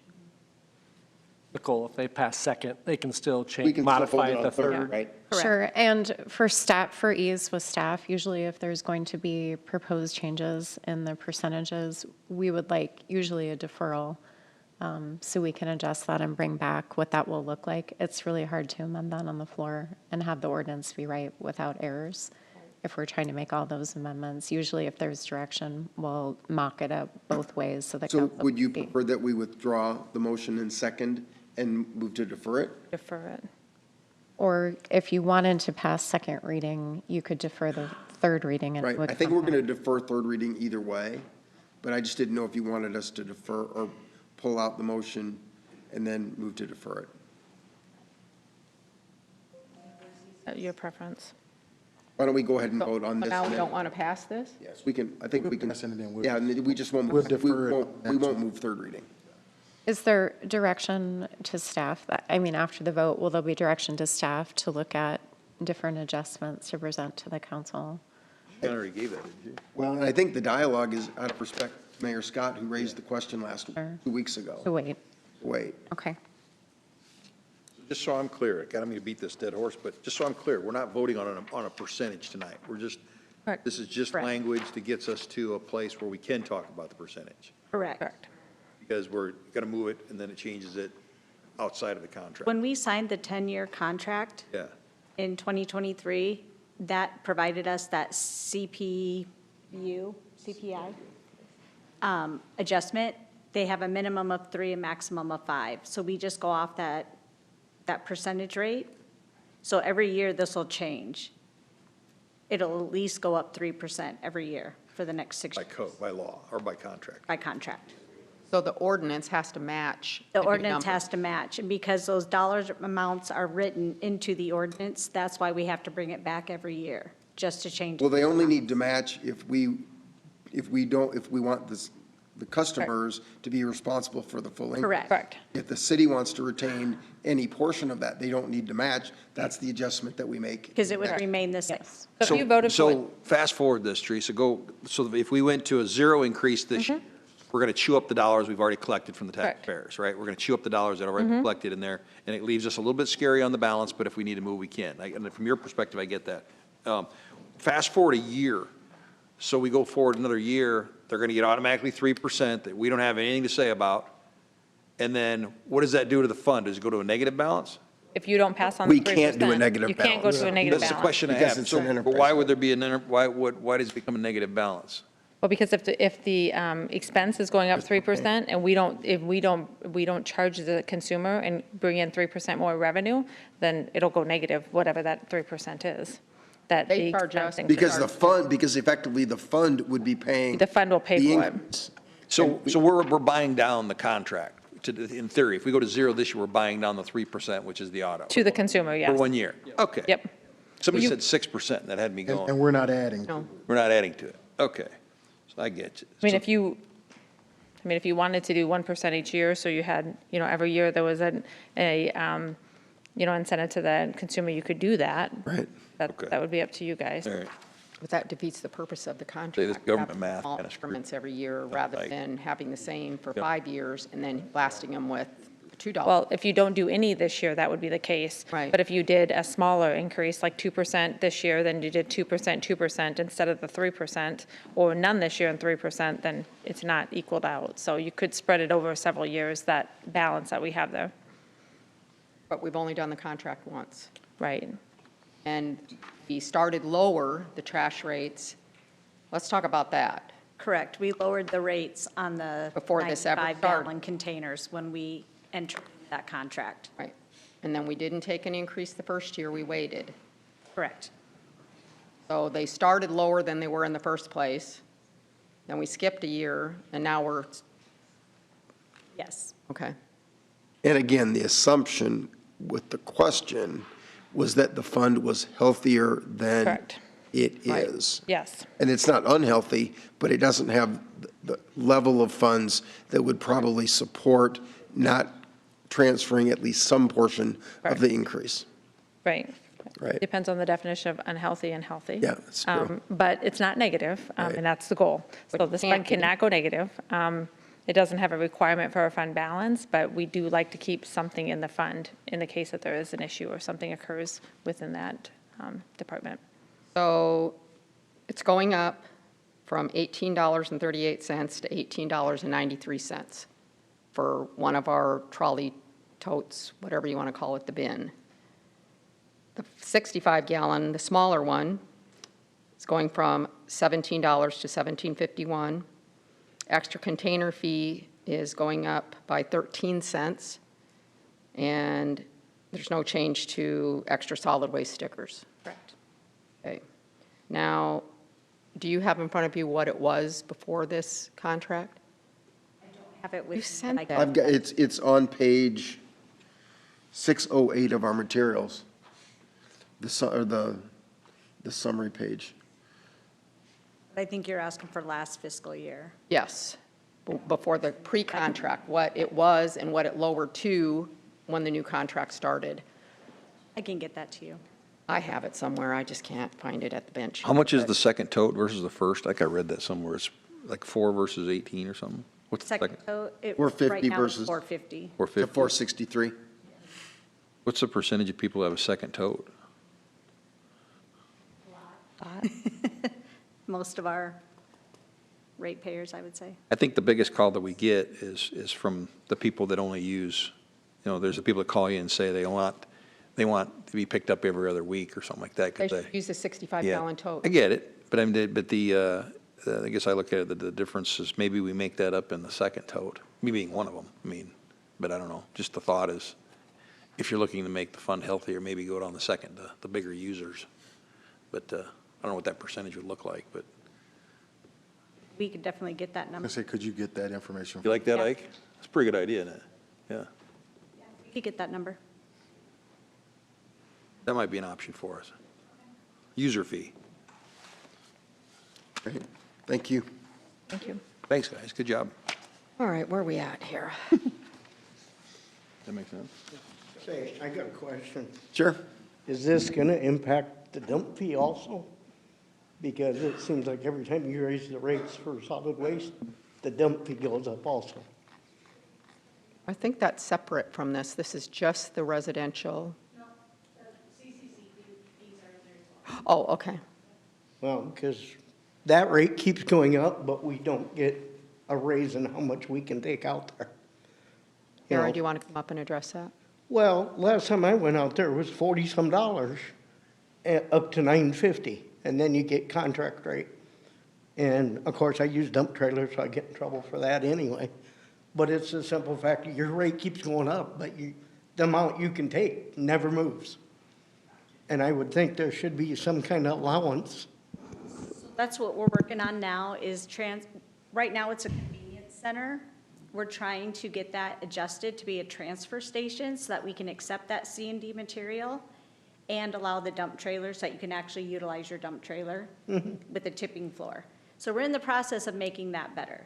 The tipping fees are based off of the cost of us transporting that to the landfill. So it goes off the landfill fees.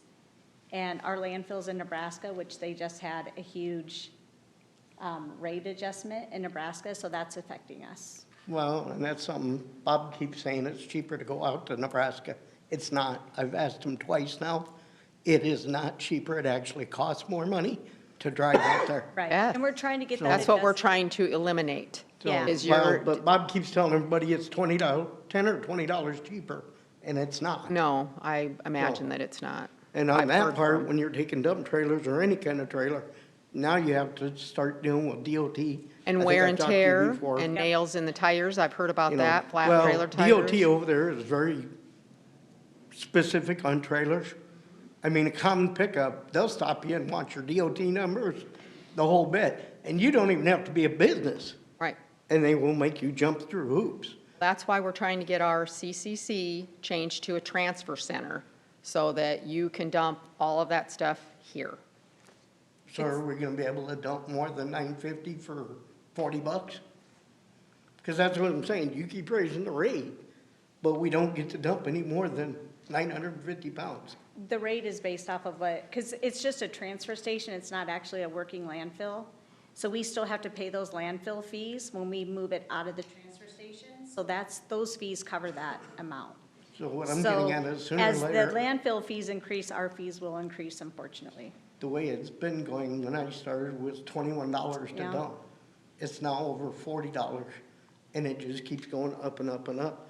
I would think there should be an allowance up on the weight to kind of offset how much you guys are charging, much more than just the weight. Justin, do you have any other? Sir, He's know me saying, anyway. he says the fees are going up, but I can't dump more for that same money. And while Justin comes up, all right, and that's because our fees are being increased, Correct. right? So Correct, so I think Sir- what he's saying is when the tonnage fee at the landfill goes up, the minimum charge is still like, I think $28 or whatever, but you get to dump less weight for that $28 because it's off of a per ton basis. So that's what he's referring to. I don't know, your base Sir. rate, I've talked to you several times, your base rate keeps going up, Yeah, but the weight don't move. So what I used to dump, $9.50 for $21, now I'm paying 40-some bucks. Gentlemen, I'm so sorry to interrupt, but if you could speak directly into the microphone, and I need both of your names. I know you already gave yours, but the electronic record won't show your face each time. so- Justin Franks. So, I mean, without the prices being here right now, I can't tell you what the costs are, right? But yes, every year when the contract goes up, if the fee at the landfill goes up, the cost at the transfer station goes up. My name is John Williams. Thank you so much. I did. Thanks, John. Thank you for your thoughts.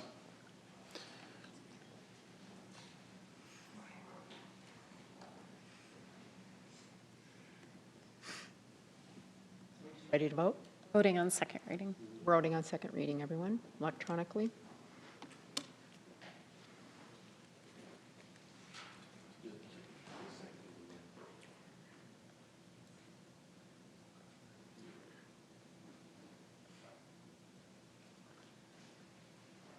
Passes 4-0, Mayor Scott absent.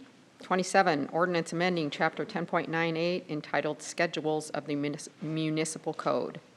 I move first reading. Second. Anyone to be heard? None, the hearing's closed.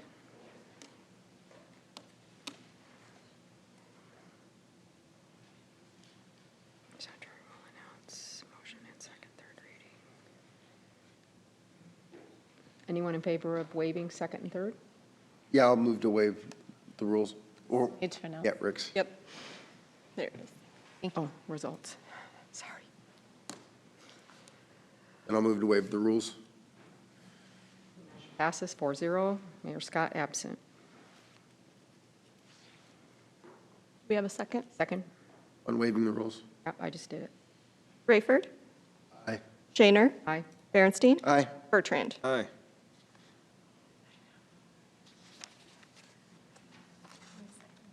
Moving second and third? Second. Shaner, Aye. Berenstein, Aye.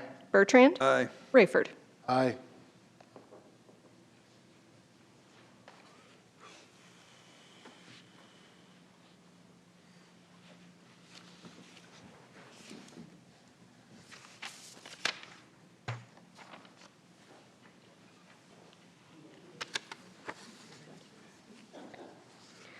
We're going to have discussion, number 28, resolution amending authorized personnel complement, position classification, manual, and salary schedule by adding an EMS training officer and an EMS lead medic and reclassifying an emergency medical technician lead medic training officer to EMS training officer and reclassifying 3 emergency medical technician lead medic training officers to EMS lead medics. So, Chief, I have to.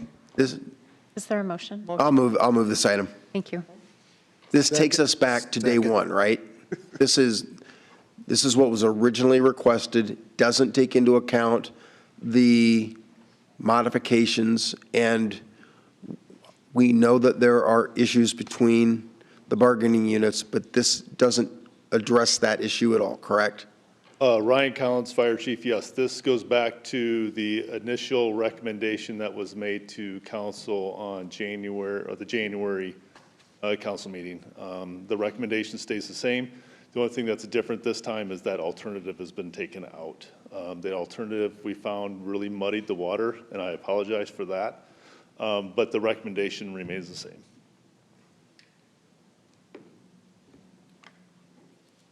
Anyone else to be heard?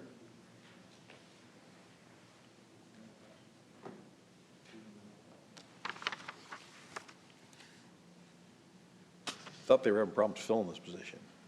That's why we're making the modification to reclassify so that it affects the compensation and benefit structure, so that now they can rebid or you can resubmit it. When the Coming under you guys, or is it staying with the? With the EMS division, when that started in 2018, and it was kind of formulated in late 2017, the lead medics and the EMS training officer were lumped together in one job description. The problem is now the lead medics and the EMS training officer has very, very different working schedules, different job, different responsibilities. So what this resolution would do is separate those two out to account for their different work schedules. The 3 and the 1, right? Yeah, correct. This is what you want? Yes. Yep, that's as recommended. As recommended. Okay.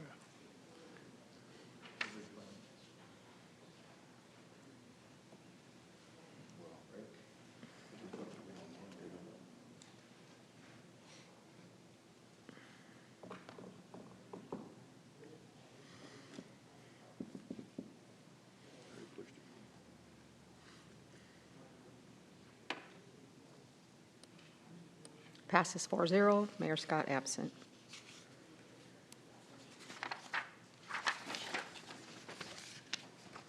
Citizen concerns? Citizen concerns.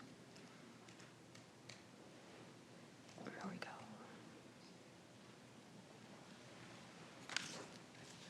we go. Howdy, y'all. Brett Watchorn, as usual. Brett. Hey, thanks, Craig, for getting back to me. I appreciate you a lot on that. I guess only a couple of things today.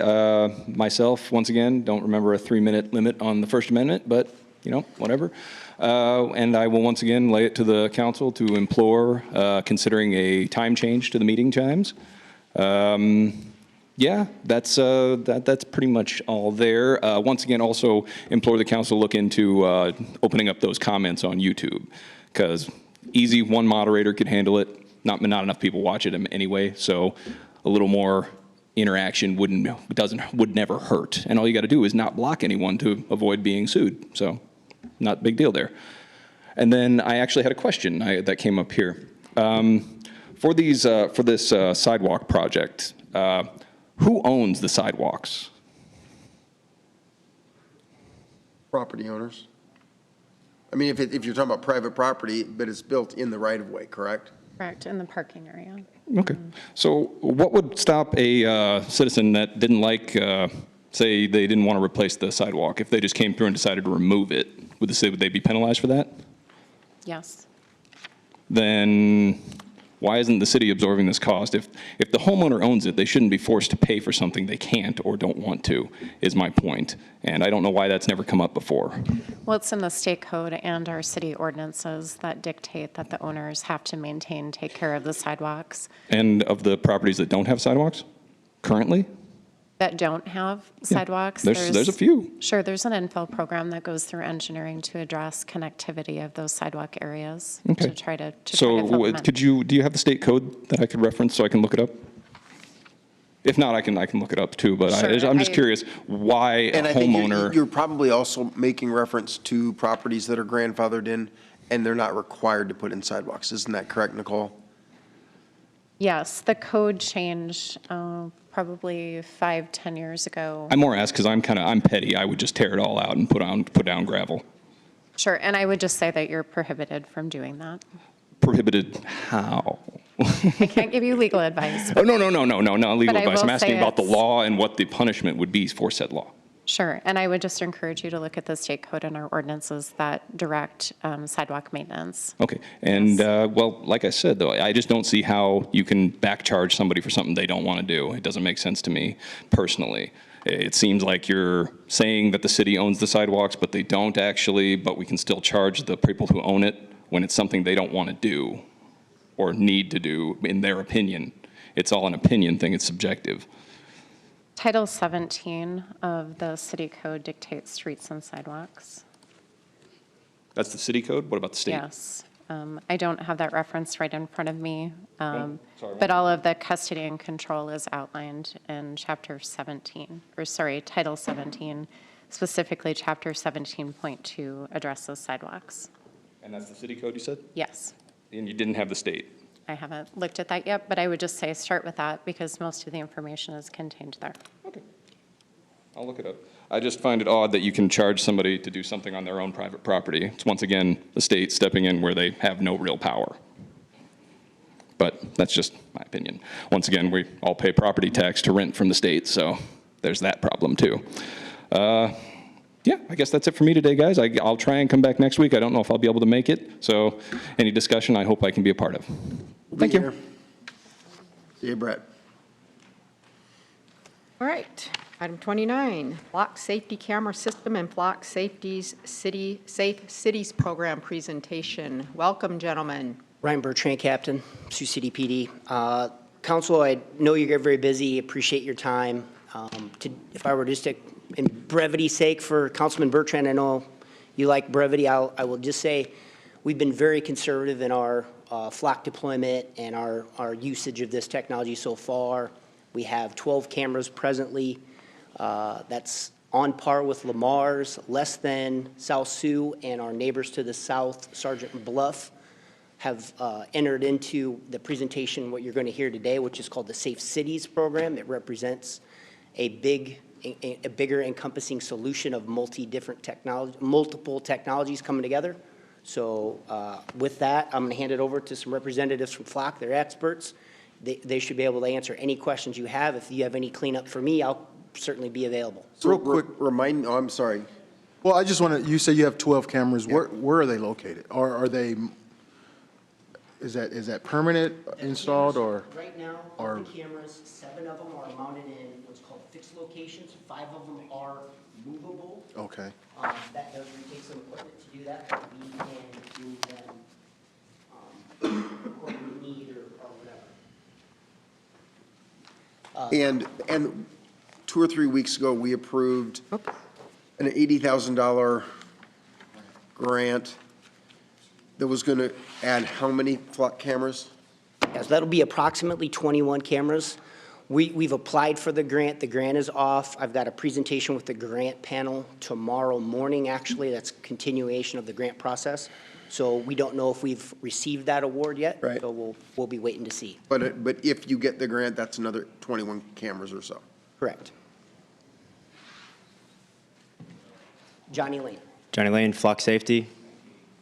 Jake Gottler, Flock Safety. Hi, guys. Good evening, Mayor Pro Tem Shaner, City Manager Mike Collette, Councilman Bertrand, Councilman Bernstein, Councilman Rayford.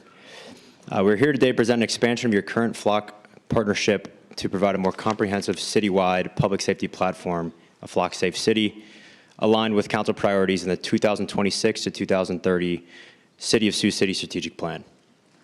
Flock has been partnering with the City of Sioux City since 2024 to solve hundreds of cases through license plate reader deployments in the city. We're working with upwards of 60-plus agencies in Iowa and regionally for crime that flows across jurisdictional lines with Sergeant Bluff PD, a Flock Safe City themselves, Woodbury County Sheriff's Office, and South Sioux City PD. Our mission at Flock is to eliminate crime and shape a safer future by providing technology that helps neighborhoods, businesses, and law enforcement agencies work together, ultimately to do things like maximize economic development and residential development investments. Your 2026 to 2030 strategic plan includes a municipal responsibility commitment to citizens stating, we will enhance public health and safety by maximizing the utilization of technology, improved community engagement, and improved communications and facilities. Working in tight coordination with SCPD's Captain Bertrand, this expansion reflects a collaborative alignment with your long-term commitment to public safety infrastructure by providing foundational technology and resources to build an essential part of successful police, fire, and EMS operations. You've all put a great deal of research to establish your 2026 to 2030 strategic plan, including the strategic plan priority survey that gathered public input feedback that helped shape objectives and focus areas. As a Flock Safe City, you will see direct impacts for your initiatives in city departments. I'll walk through a couple examples. I don't mean to interrupt you, and you're Sure. doing a great job. I appreciate your coordination. If you go back to your comments on slide 5, and you talk about the essential part of successful police, fire, and EMS, Captain Bertrand's always shared how this benefits police and law enforcement. Help us understand police and EMS activities then.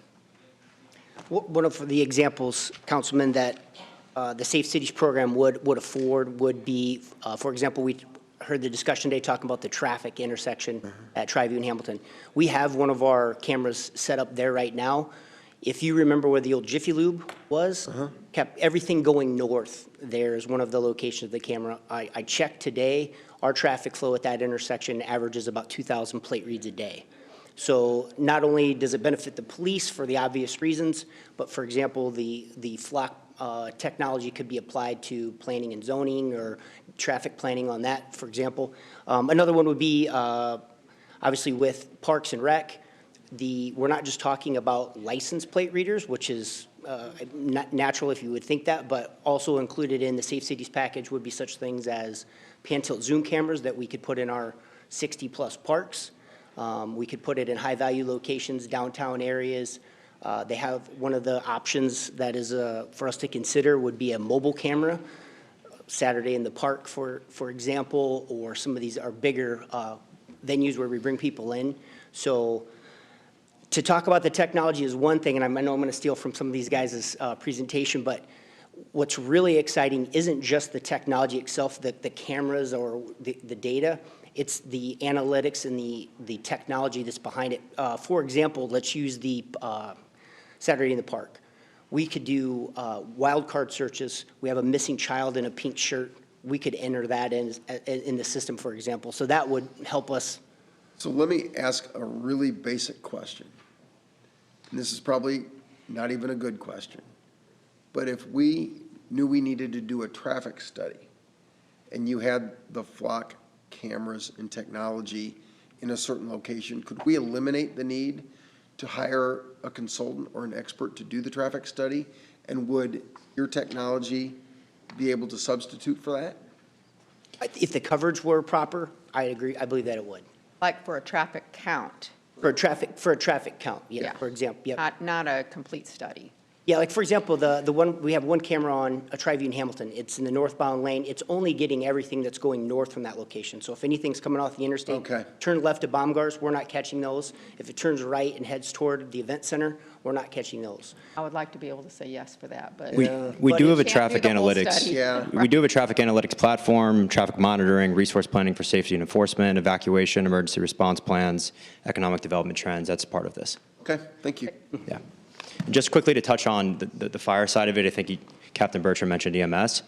You know, included in this is a drone as a first responder program that has infrared lighting. The drone can fly over any fires, check hotspots. It's multi-use case there. Great. So as mentioned, you've put a great deal of research into the 2026 to 2030 strategic plan. I'd like to walk through a couple examples of how Flock might help you get there. Strategic goal operational effectiveness is stated, pursue new technology platforms and streamline city processes to increase efficiency for staff and residents. As of January 1st, 2026, the City of Sioux City Police Department is authorized for 132 sworn officers, but only have 122 available due to deployments, injuries, retirements, and the field training program. It takes roughly 1 year to train a new officer, so technology as a force multiplier is a core narrative. Nationally, 85% of agencies report being understaffed, with rising retirements and recruiting challenges. At the same time, 40% of Americans feel unsafe walking home at night. That's the highest level we've seen in 3 decades. This policing paradox means longer response times and fewer resources per prevention if cities rely only on traditional approaches. Through the Flock platform, high-caliber operations and officer safety will enhance recruiting efforts and increase retention for younger generations of officers. Consistency across our platform will modernize and support organizational health throughout your departments in cross-collaboration with neighboring agencies as well. Strategic goal, safe and vibrant community, is stated, invest and explore the most cutting-edge and first response concepts to maintain a workforce that is poised to meet the challenges and threats that our current world presents. Flock enables responders to be safer in action and more objective and efficient by having clear, accurate information before they get on scene. This impacts the police department, fire department, EMS, and public works, as we just discussed. In the world of emergency response, time is one of the most valuable resources. Reducing reaction times, minimizing wasted efforts, and maximizing the effectiveness of response present clear benefits to everyone in the community. Beyond merely responding to crisis, a properly designed system also serves as an effective deterrent. Strategic goal, safe and vibrant community, is stated, emerging downtown safety and services task force to tackle homelessness, loitering, substance abuse, and downtown disorder. This dovetails directly with the Flock Safe City positioning with proactive technology to tackle problems related to criminal behavior in the downtown area and other areas of economic development. These hotspots where Flock's mobile security trailers, as Captain Bertrand was mentioning with Saturday in the Park, are meant to serve as movable and visible crime deterrents that reduces anonymity and discourages opportunistic behavior, criminal mischief, thefts, assaults, by adding mast-height cameras, lights, and real-time monitoring. Safe streets attract businesses, residents, and visitors. Strategic goal, growth and prosperity, is stated, support the growth of existing businesses and build a healthy business community. When a city feels secure, growth becomes possible. Storefronts open, jobs are created, and communities begin to thrive. Local entrepreneurs drive 44% of the U.S. economy. Flock Safety and Homegrown launched the Thriving Cities Fund to help continue to grow the neighborhoods they call home. Thriving Cities Fund is a dedicated pool for Flock dollars set aside for Flock Safe City partners, not a grant pooled from city budgets. For each approved Flock Safe City, we make up to $100,000 available from the Thriving Cities Fund. Those dollars are used to invest in local small businesses, typically to help them to expand into a new location or create jobs in the city. So far, resulting in $1.4 million allocated and more than 400 jobs created. This fund is positioned as a way for the Safe City Partnership to drive economic development and job creation, not just public safety outcomes. How do people apply for those funds? It's easy. It takes 3 minutes. No credit scores affected. It's straight on the website from Homegrown. And do you look to the entrepreneurs, the business owners, or, for instance, a downtown partners group that could apply for those funds and use those for storefront activity or improvements? Typically look to the entrepreneur, small business owners that have more than one location, but it is open to anyone to apply. Our executive director of Downtown Partners is here, and I think it'd be something she'd be interested in better understanding. Sure thing. Yeah. Thanks. Happy to keep the communication open. Moving through here, strategic goal, livability, is stated maximize the use of cities' parks, recreational facilities, and trails. Parks and rec are a core to a safe city. Safe parks, safe libraries, safe recreational spaces, with live cameras and license plate readers extending coverage beyond just streets and PD assets. Parks and rec get their own value, evidence for vandalism, graffiti, copper theft, damage to park infrastructure. Data on park utilization and vehicle volumes for staffing and planning. Everything feeds into one map, which is Flock OS, so PD, parks, fire, public works can all see the same environment in real time and collaborate when something happens in the park. How long does that data remain on? In Flock OS? Yeah. So the default retention on our cameras is 30 days, and then it's deleted. Every 30 days, it's correct, unless an active investigation or some reason for retaining it longer. But that period is set by your department and their, like, it could be longer for additional cost, it can be shorter. It's customizable. Yeah. Councilman Just on a Rayford. rolling. Correct. Yeah. We do have a slide at the end on transparency portal that kind of covers the Sioux City Police Department's policy set today. Okay. Thank you. Thank you. Strategic goals, sustainable infrastructure is stated, provide a safe and well-maintained street network through proactive maintenance, timely repairs, and infrastructure investments that preserve roadway quality and system life.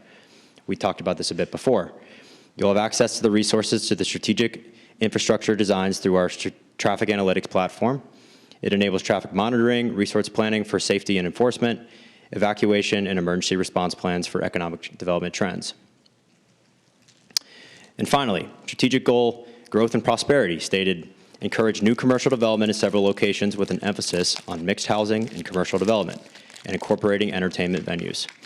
In 2025, crimegrade.org reports Sioux City's annual cost of crime is roughly $36.7 million.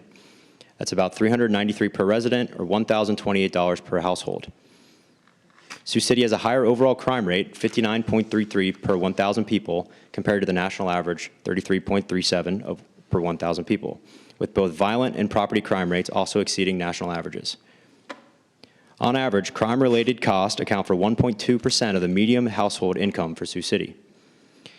Your ability to further protect the investments you're making in revitalizing downtown and in your parks will increase as violent crime and property crime rates decrease. A 10% reduction in violent crime can lead to a 1% increase in home values. That means added household wealth and increased property tax revenue. A 15% safety infrastructure investment was linked to a 13% higher home value, signaling increased resident and business demand. Neighborhoods with stronger visible retail presence saw 9% less property crime and 10% higher rents, proving that active, safer streets attract residents and investment while you grow your tax base. I'll now walk through the foundations behind every safe city. Deter. When deployed at scale, we can see Flock function as a visible deterrent, driving 20 to 60% reduction in crime, enabling a less biased, more objective enforcement. The NAACP in Oakland explicitly frames Flock as a way to reduce bias while increasing safety, which sustains community support for visible coverage over time. A prerequisite for durable deterrence. Flock's Safe City tools don't just help us solve a crime after the fact. The visible presence of cameras and mobile security trailers, combined with the ability to rapidly identify suspect vehicles, deters crime from happening at events like Saturday in the Park or the Rivercade Parade in the first place. By making it clear that if you come here to offend, you're likely to be identified and held accountable, we protect families at community events and support local businesses that rely on feeling safe downtown. Detect. Flock's safety platform is built to detect when an incident occurs on the roadway, in a neighborhood, around a school, or across a city, so agencies aren't blind until after the crime is over. As a public safety operating system, Flock brings multiple detection signals into one place, so the moment something happens, there's objective, time-stamped evidence ready for officers and analysts to act on. Because these detection tools are infrastructure-free, solar-powered, LTE connected, and managed as a service by Flock, agencies can quickly extend ears and eyes to key corridors, hotspots, and vulnerable locations, building the foundation for faster decode and deliver steps that actually change the outcomes on the street. Investigate. Turn raw signals into fast, objective leads. Once an incident is detected, Flock Safety gives investigators a single pane of glass to rapidly turn images, audio, and video into clear, defensible leads. Instead of canvassing for cameras and scrubbing hours of footage, detectives and analysts start from a map and a timeline of everything that Flock has already captured. For investigators, this means moving from no leads to named suspects in minutes, starting from what a witness actually remembers. For example, a dark pickup with damage on the driver's side, a white SUV leaving eastbound, and letting the platform do the heavy lifting to surface the right vehicles, journeys, and footage to close cases quickly and confidently. Finally, respond. Seconds save lives in critical situations. We talked about that before. When seconds matter, Flock Safety helps agencies respond faster and safer by turning detections and investigative insights into real-time coordinated action. Instead of waiting for information to trickle through CAD and radio, officers, dispatchers, and real-time crime center staff see the same live picture and move together with confidence. Got a little tongue-tied there. This is a lot to read. For frontline officers, that adds up to shorter response times, better situational awareness, and fewer surprises. For communities, it means more incidents resolved in minutes, not hours, while keeping both residents and responders safe when it matters most. Moving on. A safe city enables a predictable payment structure versus a piecemeal technology purchase with multiple vendors and contracts. Fewer contracts allows for simpler procurement and implementation. Some results around the country from Flock Safe Cities include Mount Juliet, Tennessee, a 56% drop in burglaries and a 20% drop in auto thefts post-adoption. Delano, California, a 56% overall crime reduction post-adoption. Manatee County, Florida, a 62% reduction in shootings post-adoption. And Tulsa, Oklahoma, a 100% clearance of homicide post-adoption. I'd like to now walk through a couple regional, local examples of the Sioux City Police Department flock successes. Starting off, a suspect was upset at his ex-girlfriend as he thought she was running around with another guy. Suspect had assaulted her earlier in the day. She left to avoid confrontation. The suspect then proceeded to start a fire in her stove at her apartment. Later that same day, that same suspect shot 2 people walking down the sidewalk. One of the victims later died from the wounds. The suspect fled across state lines and was armed and dangerous. Flock LPRs, license plate readers, were used to establish a timeline of the suspect vehicle, showing it coming from the Storm Lake area and being in the Sioux City area at the same time as the arson as well as the homicide. A pursuit ensued, starting in North Sioux City, South Dakota, and then entering Sioux City, Iowa. The suspect vehicle struck a pole, and the suspect surrendered to police. The suspect was subsequently charged with first-degree murder, first-degree arson, domestic assault, as well as a magnitude of other charges. In the end, a successful apprehension of a violent murder suspect recovered the weapon without loss to officers or the public. Here, in another example, a juvenile ran away from a foster home and was able to connect with a birth mom. Using cell phone data from Snapchat pictures, officers were able to identify the type of vehicle the juvenile was posting from. Running a search of vehicles that registered to the birth mom, it was determined that the juvenile was in her Mazda Tribute. The plate was then entered into Flock. Flock LPR data was used to identify the suspect vehicle, which was then added to a hot list. After a Flock hit was made on the suspect vehicle out of state, officers were able to locate the vehicle as well as the missing juvenile. Throughout the investigation, the birth mom denied having any knowledge of the juvenile's whereabouts. Without the ability to identify the vehicle the juvenile was eventually located in, the juvenile may still be missing. Ultimately, the juvenile was safely recovered and birth mom was charged with harboring a runaway child. And final example, a suspect and vehicle were caught on neighbor security camera where the suspect was seen stealing outgoing mail from a mailbox. Detectives were able to use the information from the security video to ID the type of vehicle as well as the color. The victim noticed the state on the vehicle plate. Detectives entered that information into Flock and were able to get an accurate plate on the vehicle. Plate information was given out and suspect vehicle was stopped shortly after. Suspects were detained and interviewed. Warrant arrests are forthcoming for theft, forgery, and criminal mischief.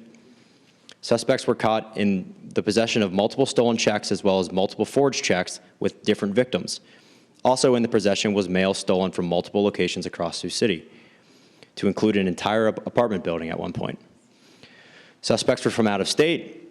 We have had, the Sioux City PD would have no contact with these suspects before and are no way of identifying them without this traffic stop, which was then made possible by the Flock search of an ID to the plate. Suspect vehicle has only been in town since the previous day and had been just gotten out to town to commit these crimes.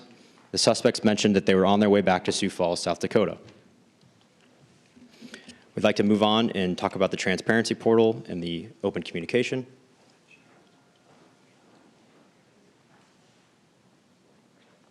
So just to tell you about the transparency portal, it's available to us. We don't presently have it posted to our Sioux City Police Department webpage. It's merely a question of we could flip the switch and it's up. But we wanted to first share this with council to let you guys see what's available. It basically is a community-facing web page link that we can include on the PD site or the Sioux City site, and it gives all kinds of statistics on Flock usage, cameras, reads, hits, alerts, et cetera. Basically just informing the public of what's happening, what's going on. It includes the links to several documents like frequently asked questions, like how long is the data stored? What are we doing with the usage? We can also link department policy on Flock LPR system there to let people understand what our usage policies are, our retention policies are, our accountability measures. So all of that can be included on the forward-facing transparency portal too. So that's something that we have that would be available, that we can activate that and have that for the citizens as well. So Ryan, with that page, well, first of all, I think it should be so that the citizens know. It says every search requires a registered ID. Now, to see this page, that doesn't require ID, right? No, as a citizen, you just click on the link and it would take you there. But if you want to go deeper into, you would need to. Yep, correct. And the other, just maybe to answer your question, maybe if you're answering, it does require multi-factor authentication. So if I go myself to log into the Flock system to utilize it, I need to not only enter first my work password to get on a work system, then the Flock password then itself, and then I get a multi-factor, which goes to a security device, phone, dongle, et cetera. So I've got 3 steps to get into the system. Again, everything's logged, everything's tracked, everything's audited. If there's any complaint of impropriety or someone stalking somebody or improper use, you are caught 8 ways to Sunday. And it's not just Flock. We are also talking about every license plate that's ran, if someone runs a date of birth, a criminal history search. All of those are run, as a matter of fact, just in state systems. All police officers have that accountability. So it's not just Flock. I want to mention that point. We're subject to accountability measures on every interaction we have with our computer system, to look up personal information or something like license plates. And for that accountability, who's looking at that? I mean, who's responsible for? So on the department, we've identified, it actually be the Lieutenant of Investigations is considered to be our department Flock administrator, and that person has got the responsibility to do the oversight of the system. So we have several administrators that help keep it moving and do the work and keeping it going, but we have one person identified that is the person that has responsibility of the oversight, to do the audits, to do the checks, to make sure the usage is on point.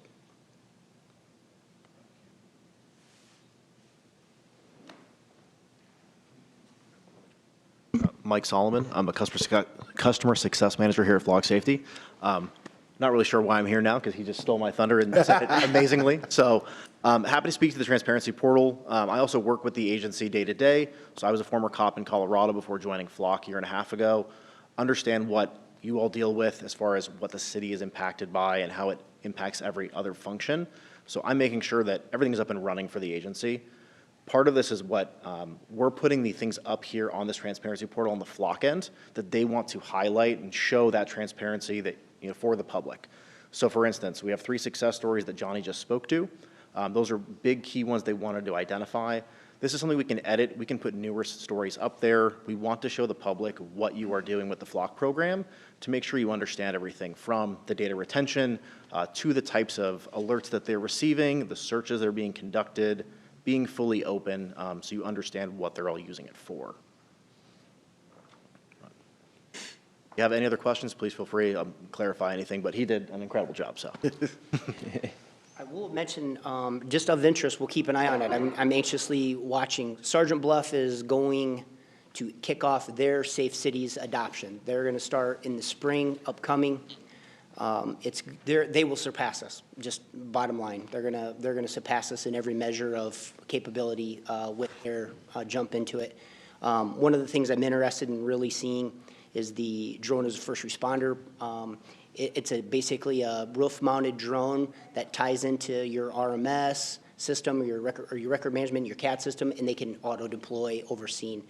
The statistics that are some of the early statistics that are out is that some 20% of your calls for service can be eliminated just by clearing it with the drone. So like there's a walking disturbance at such and such address, drone can go, get overseen. The drone is on scene within 60 seconds. It literally takes off from the dock and flies 60 miles an hour. And all this airspace is all pre-planned out by Flock engineers. Once the drone's on scene, they could just say, hey, we don't need to send anybody. There's nothing here. There's no disturbance. There's no fight. And the officers then don't have to drive clear across town. Sometimes when we get busy and we're really slammed on calls, the Riverside officer may be the only one that's available, and they get sent to a call at the mall. So in that case, we got to send the only car that we have available. So the Riverside car starts the path. They're not driving like an idiot, following the rules. So that trip could take 15 to 20 minutes, as you guys know, depending on traffic. By the time they get there, or just as they get there, there's nothing to do. They got to turn around and then head back to their district. So that's 40 minutes of time on one officer. So this is something that I'm excited to watch and see how this technology develops and how we could use it. Can you go back to your comments that Sergeant Bluff is in the process of adopting the flock system? Do I remember correctly, or am I misremembering? Did you tell us that private businesses in Sergeant Bluff were participating in the funding sources for the systems? Am I not remembering that correctly? My understanding, and Mike, if you go ahead, yeah. Yes, thank you. So the way that Sergeant Bluff is doing it is there's certain interested businesses, so some of the dealerships that are donating money to Sergeant Bluff to be able to fund certain items. So for instance, license plate reader cameras at certain ingress, egress points of the business. There's a couple ways that it can be done, but they are choosing to give donations directly to the law enforcement agency, and the agency is using that as the funds to purchase the cameras. Other routes can be done where the entity itself, the business, purchases it and then provides the alerts, notifications to the agency, but it's more in-house the way they're doing it. They own the cameras themselves. Okay, thank you. It's a viable strategy. We've considered it. The only concern for me with that would be, let's say we had a very generous private contributor, private donor. If somehow that person became caught in the web of law enforcement, and I would have concerns about some impropriety in that. Sure. Just to be totally above board, that would be my only concern about that. And I just wanted to, in the presentation, you talked about safe and vibrant communities and looking at downtown and loitering and homelessness. I want to make sure that we're not using cameras to replace a call.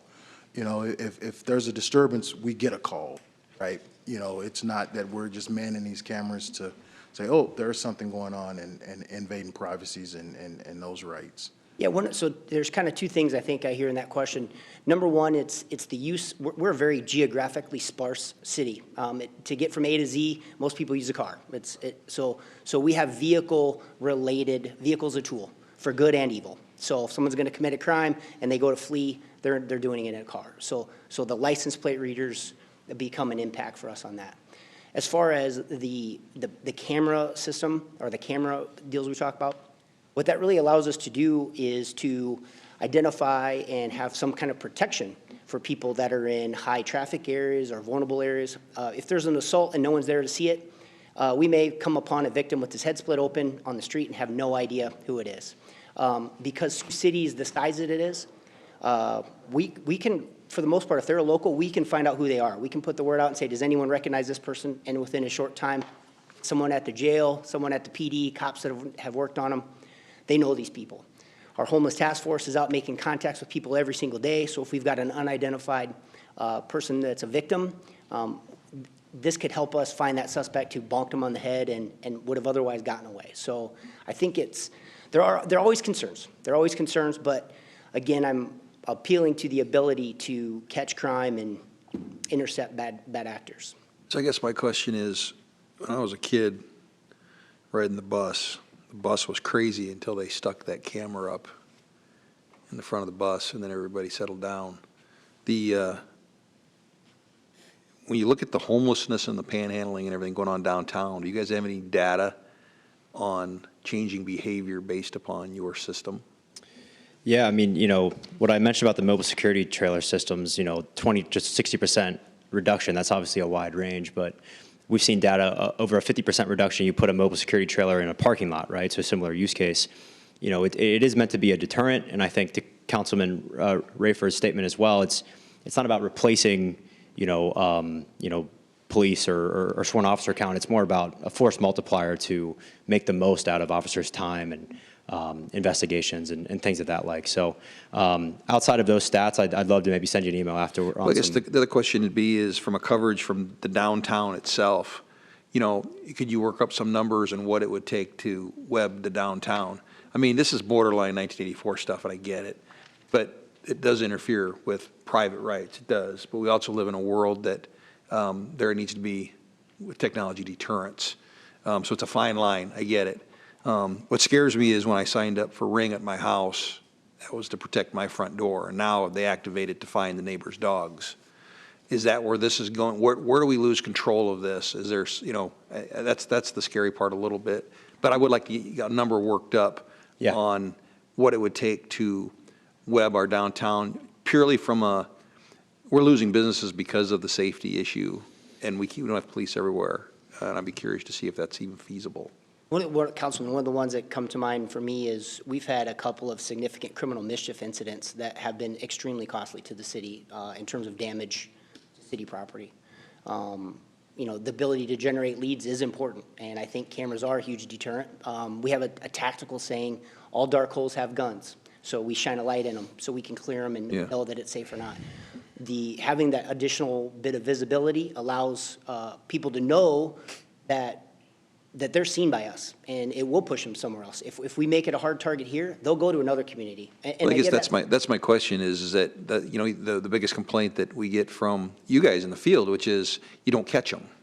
You know, in the act, you never catch them in the act. So I guess I'm just looking for data that says if this is an investment for the downtown, is this part of the piece of the pie that helps cure? Are the communities using it for homelessness or for panhandling yet or not? You tell me. And the other piece I didn't mention, our integration could be better. We have different systems within the city. We have Parks and Recs has their system maintained. Police have systems that they maintain. This building has different. We don't have that integration that we have. Yeah. So that hinders us too. So next question is on, so one of the biggest issues we have is on job sites. Theft on job sites is rampant. Do you guys, you know, do you have some type of deployed system where contractors can buy into it or anything and do job site type surveillance? Is that coming or? We do have a community safety team, sort of on the commercial private side of the business. And there is a rep in Iowa, yes, who I'd be happy to give you their contact information if you want to connect But the they dots tie there. into your system? Of course. Okay. Interesting. Would like to move it over to Kristen now to talk about data governance and trust and privacy. I think a lot of the great questions you asked, Councilman, should have an answer for you here. Hello, everyone. Kristen McLeod, Public Affairs Manager. Excuse me. I'm glad you brought up the concern of privacy. And at Flock, we wholeheartedly believe that community values and civil liberties should not be sacrificed for public safety. The two can absolutely coexist. And with thoughtful device implementation, robust policy, transparency, oversight, and accountability, this technology is being used for good nationally and having huge impacts on public safety. Next slide. We're also seeing bipartisan support. So the Center for Individual Freedom, they have noted that with regard to public safety technology and license plate readers specifically, while the path forward requires a balanced approach, it's more than evident that the benefits of LPR technology should be utilized nationwide to further enhance public safety. You also have the Center for American Progress, who notes, by integrating information from multiple sources, including license plate readers, investigators can identify crime patterns, connect related incidents, and generate strong cases against those driving violence. And we do see that with the spread of public safety technology nationwide, states are implementing regulations, and Flock can absolutely work within those parameters. Flock, in fact, supports strong regulation. We also support regulation that will not diminish the efficacy of our tools as well. Next slide. Thank you.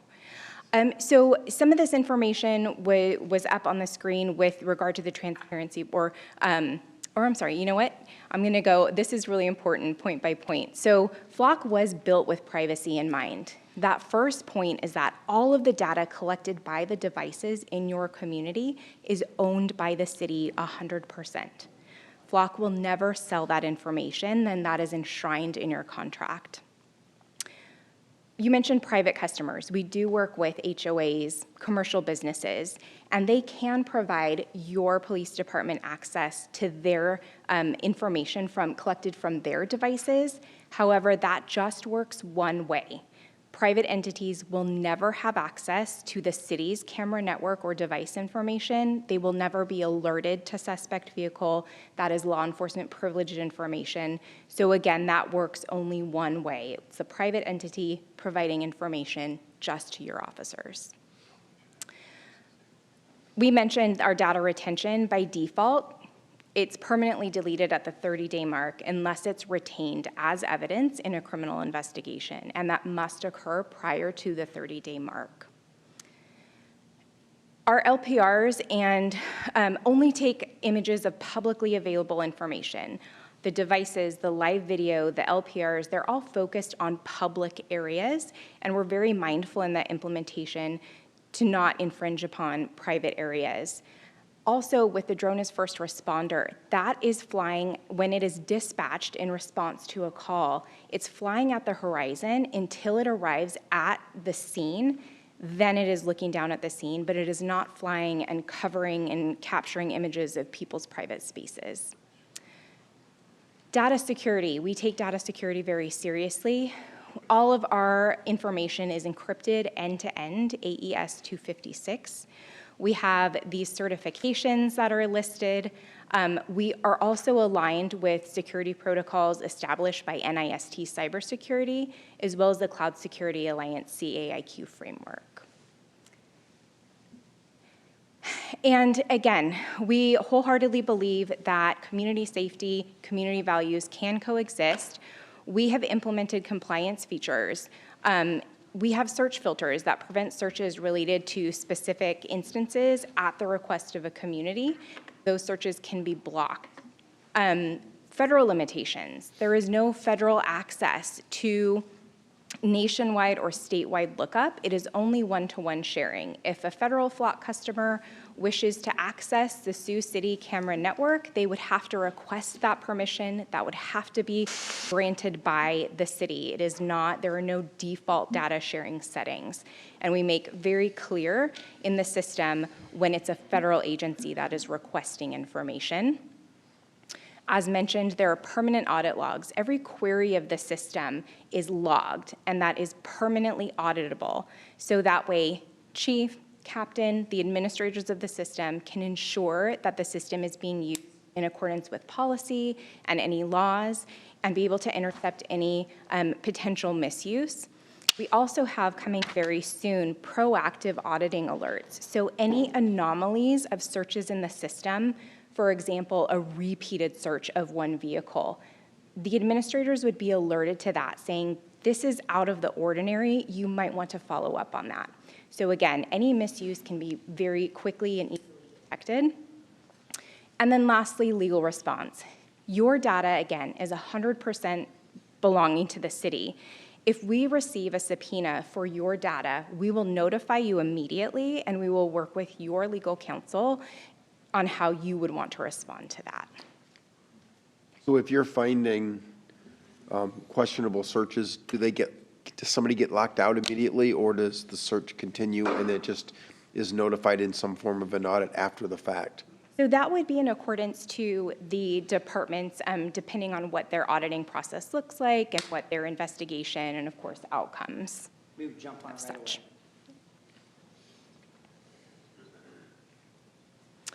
And then this I wanted to share, we frequently get asked about violations of Fourth Amendment. Is LPR license plate reader deployment in violation of Fourth Amendment? Something very important to remember is that the license plate readers are taking a point-in-time capture of the rear of a vehicle from a fixed location. It cannot continuously track the movements of a vehicle. And so again, this is just a point-in-time capture, giving your officers a sense of where that vehicle, a potential way of travel, and just that image of the vehicle. They would utilize other investigative efforts and information to pull that together. And many courts in at least 14 states, including 9th and 11th circuits, have upheld evidence from LPRs as constitutional without requiring a warrant. Brian, do we currently post that we are using cameras in any particular location? We don't for the license plate readers. I don't know of any postings for that. I believe there is a requirement that's new regarding the speed cameras, that if you're going to have speed cameras in use, those need to be accompanied by posted signs. There's also, I think, a state law that if you're a private business and you're recording, you have to have a camera notice up. Like a recording on premises. So do we know, we're in the Eighth Circuit, do we know, has the Eighth Circuit ruled on this question? I'm not sure if there is existing case law in the Eighth Circuit, but I can get you that answer. Yep. And next slide. And then lastly, we're very proud of our partnerships with the National Center for Missing and Exploited Children. They believe in law enforcement having access to license plate readers. We have helped, and this is a very conservative number, Flock LPRs have helped law enforcement recover over 100 missing children nationally. We are also in partnership with Mothers Against Drunk Driving. So they, in their effort to fight impaired driving and also bring resolution to hit and run cases, which I believe it's over 40% of hit and run cases go unsolved. They see a huge value of law enforcement having access to license plate readers to bring resolution and closure to victims of those instances. And then as mentioned, we are in partnership with many local chapters of the NAACP, and they see the value of license plate readers bringing precision policing and unbiased policing. Thank you all for your time, especially the extension of it. We've got a lot to say on this. It means a lot to us, but we really appreciate you hearing us out. One more question, Sure. real quick. The, looking for you guys, get a number for the downtown web like we talked about. I'd like to see what that perfect scenario would look like for coverage in the downtown area. Also, a timeline of a perfect scenario if you were to implement something like that. Yeah, we got that. Pattern, okay. And then, and then also the annual. I'm assuming you have annual subscription fees that go along with that. What would a budget look like for the city moving forward on all of that? You said $80,000 a year for an annual subscription? Well, the current stuff it is right now, right? Yeah, that This number. is for the Safe City that we're talking about. Safe City would be a separate deal. It'd be a separate. Yeah, yeah. But we can get the numbers. Okay. Right. Yeah. I get the concerns on this Big Brother stuff a lot, but I just like to get educated on what this would cost and where it could go in a perfect scenario. This could be I don't see it into the communities, into the neighborhoods, but maybe if you're trying to secure a downtown area, this might be another tool in the toolbox that. Well, That's yeah. the goal. Thank you. Yeah. Yeah. We'll get back to you with numbers. Thanks. Appreciate it. Thank you. Thank you. Thank you. Nick Hogan, Kill me. I got to add a little bit to this. Rick, I should have ate a bigger lunch. So I'm a big believer in this. I was up here a couple months ago. Captain Bertrand called me. Just wanted to talk to me a little bit about, my struggles last year with theft and vandalism and all that stuff.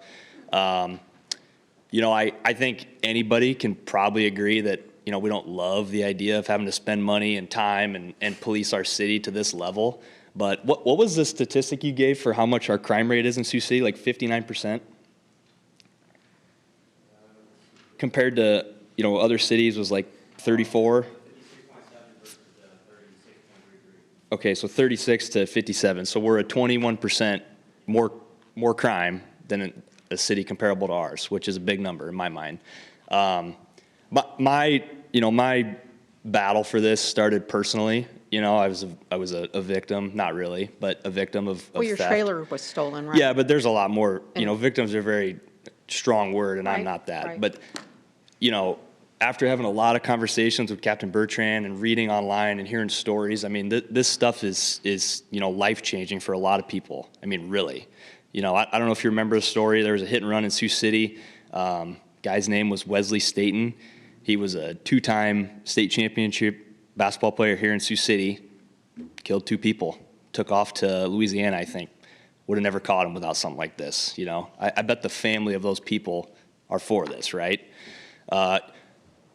Berenstein, you asked about a traffic study or survey.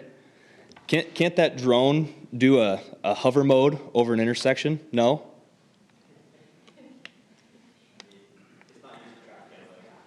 Mayor John Winkle in Sergeant Bluff thinks otherwise. We might want to clarify that with him. But, fire department, if we got a huge structure fire and this, if we have a drone, it can deploy and get eyes on this fire before the fire department gets there, and they can have communication on where it's at, how big it is, who's in jeopardy, who's not, neighboring properties. I mean, I think the upsides to this are endless, you know.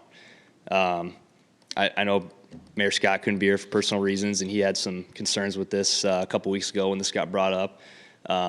You know, I think it all goes back to, you know, nobody wants this, right? We don't want to have a Ring camera on our front door.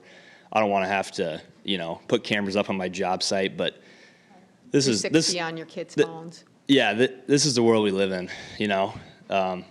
We got to get with it, or it's gonna, you know, it's gonna hit us in the face. So that's all I got. Appreciate it. Thanks for your comment. Thank you very much. Thank you. Brett Watchorn once again. I just had a quick question. Sir, I forgot your name. I apologize. Captain? Bertrand, I apologize. What does the audit schedule look like, or do you have one set yet? What's the policy going to look like there? The audit schedule is presently set to quarterly, so that'd be 4 times a year. Okay. If there was if we felt a need to do it, bump it up, we could do monthly, weekly, however. So, From a privacy standpoint, I would personally suggest monthly, but that's just me. What is for inappropriate use, what does it look like for punishment there? Inappropriate use of the LPR system by our policy is a Class 1 violation, which is the strictest violation we have, which would be up to termination. And that's not a crime, though? Well, unless it had crossed over into some criminal application, but just the policy violation of itself would be a Class 1 violation, which penalty could be termination. Could be, though, not for sure. It's a Class 1 violation, so we very strictly, we're getting into integrity matters. We take them very seriously, so. I just like accountability, and I just want to see it. Yeah. Thank you, sir. Yeah, welcome. Thanks, Brett. Okay. Thank you very much. We're going to close that topic for the evening. Before we go to our next topic, I want to have wastewater treatment. We're going to bring you back next week. We have to get out of here for Mayor's Youth Commission and building permits as well. Save your data, double up for next week, and we'll get caught up then, okay? So we'll have Sioux City Regional Convention and Visitors Bureau and Explore Siouxland come up. Sorry we didn't leave you a lot of time. At 7. Congratulations on your new job. Yes. Thank you. Stacy Anderson, Explore Siouxland, new Executive Director as of Wednesday. Just want to say thank you guys for giving me some time with you all today. That came after Rick mentioned during an FTAB meeting. He wanted to know what Explore Siouxland was. Great question, and kind of by design, it leads to that space because what we do is we market the Siouxland area 50 miles and plus. So unfortunately with that, there's not a lot of ads or communication within the community, but that is changing. It's changing as a DMO in general, but it's also changing locally, especially since the beginning of this year as I've stepped in as interim, because I really think it's important that our community members are also advocates for what we do. So we had a PowerPoint. Is it on here? Okay, I haven't done it yet, sorry. Thank you. So I just kind of want to start with our purpose, that's me, thank you, which is really just to increase visitor expenditures and strengthen our community. So really what that means is we want people from outside of the Siouxland area to come to our community and to stay in our hotels, eat at our restaurants, shop at our stores, and spend money, meaning they are infusing our community with dollars, which then saves our community members dollars. So I just think it's really important to start off with who we are and what we do. And so I kind of broke this down, and you guys have this, and I know we're going to go really fast through here. But overall, we are really branding our area, of the Siouxland area. So this is where we can be strong partners for a lot of organizations, our attractions, and all the things that we have to offer, because we're creating a brand that will reach out far beyond and help bring those visitors to us. And we also do a lot of things with creating the data and the information to help with that and to be able to then adjust where we need to adjust and do different marketing and strategies on that. We also work with a lot of different organizations. We work with our OVG, we work with our Expo Center, and trying to get in our Sports Commission to get more events and things in this community. Again, the more people that come with these events really just robust efforts to bring visitors in and dollars in. We are also really about strengthening our visitor readiness. I think this is important because what this does is when people come here for an event, we are helping to pull all these partners together because you have all these people come, and if our hotels aren't prepared, then there's not enough staffing to do the turnover for the following day. Our restaurants aren't stocked and staffed. So we had this early on when we first came here a few years ago where they were complaining because they would come, restaurants, you know, they'd wait for hours and then they ran out of food. So we're trying to bring all of those partners together and tell the story. We're definitely story brand telling. Sorry, trying to go through this very fast. And then again, we track a lot of things. You take your time. Okay. We eliminated the other two No, items, so but I'm you're supposed to be good. speaking at 7 at You're first. just going to have to arm wrestle Mary back there. Yes, tracking and things like that. So we have started doing a lot of things with implementing from having Placer AI, which helps us track the arrival list, our economic calculator. We work with Travel Iowa, so we're using different organizations, different tools that help us track this. The more that we know, the more data that we have, the better that we can tweak things and get better results out of those efforts.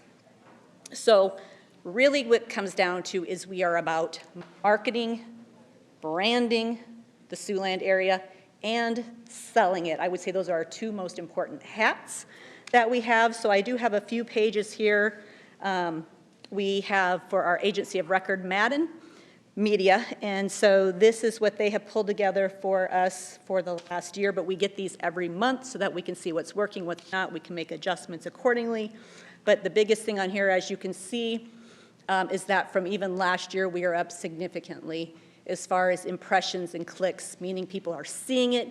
Not only are they seeing it, but they are engaging. That's the click part of that.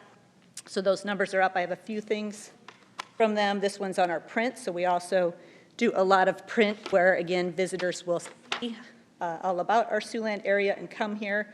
So that's just some of where we are doing our print, and as far as how many of those copies are going out. That was this last year, and this is going into this year, where we're at so far, plus just a few examples of our imagery and how we are branding our community. And then, of course, with that, not only do we do print, we do the digital too. So just to kind of give you a little bit of what that looks like.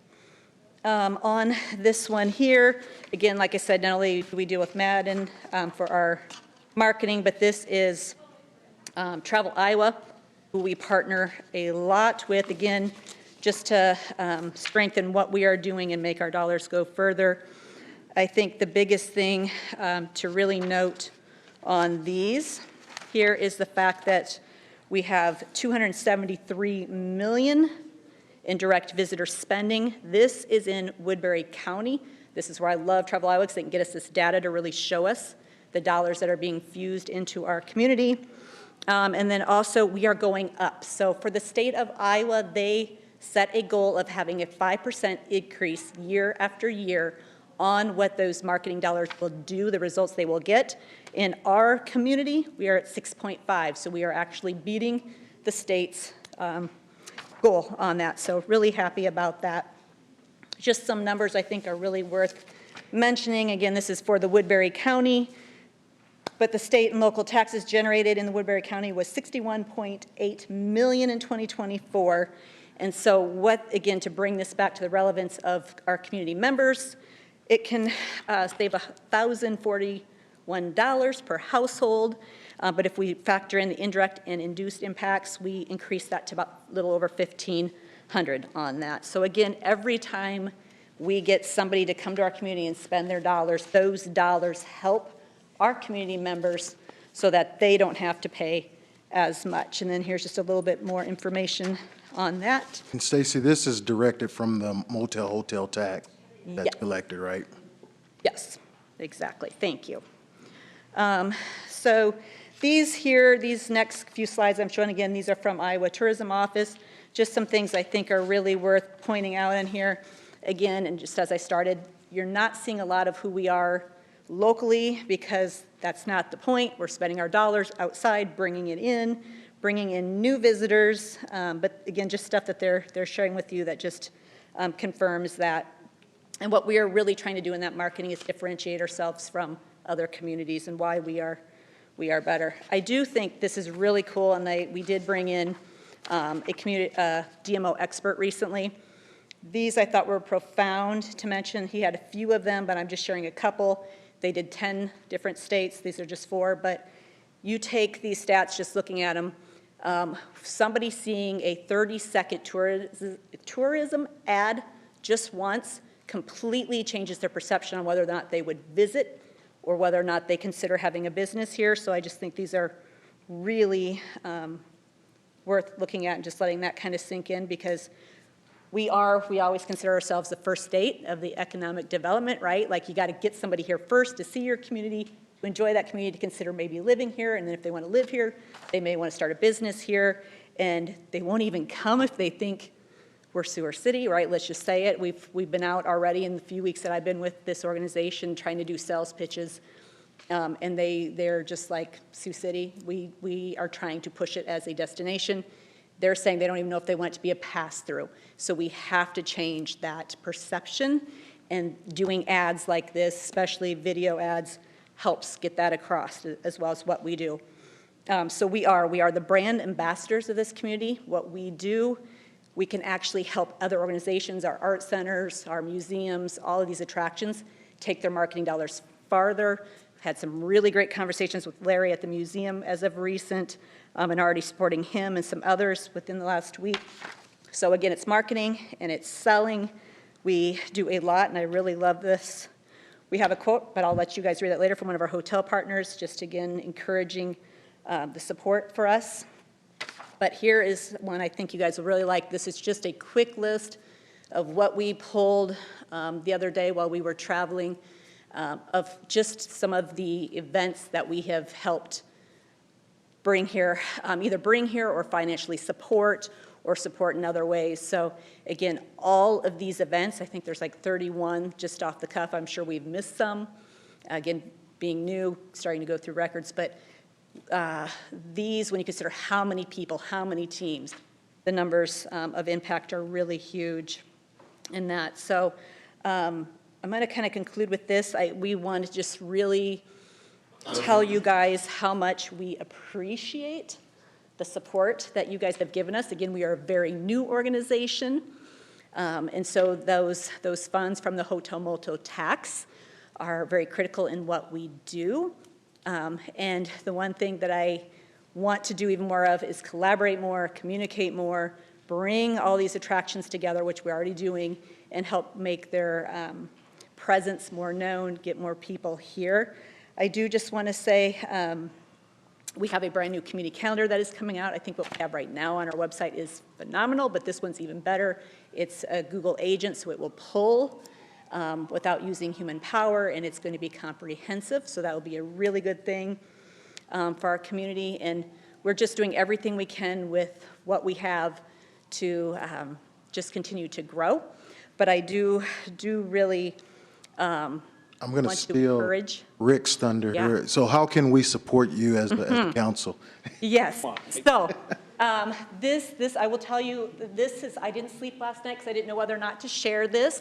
And this is not, I don't want this to be looked at as a negative slide, but it's a reality, right? I think we can't do anything if we can't look at the facts. And so if we want to be competitive with other cities in this, in the state of Iowa, and if we want to bring people here and the events here, and we want to compete against some of these, where we struggle right now is staff and dollars. And so right here, I just, again, pulled where the populations are that are somewhat comparable, although quite a few are less, some are a little more, but we are by far much lower in staffing, with 2.5 people, and much, much lower in budget. And, again, without resources, it makes it harder to do what we do. Although we are giving it our all, we are trying to be very good stewards of these dollars and trying to maximize every bit of what we get. But it would be helpful, if there is possibility of having more. Now, what I will tell you is I understand greatly budgets, and you guys are trying to make every dollar really meaningful and count. But of those who are recipients of the hotel motel tax, I do believe we are the only ones that have an ROI. So that means that those dollars infused into what we do, hopefully will then, not hopefully have been, we've shown that, that we are bringing more dollars back, which is why we shifted from originally being a flat fee to being a flat fee plus a percentage of 50-50 percentage of anything over a goal, which we were able to achieve for a first time. We only plan and are going to work very hard to continue to grow that. So my hope is two things.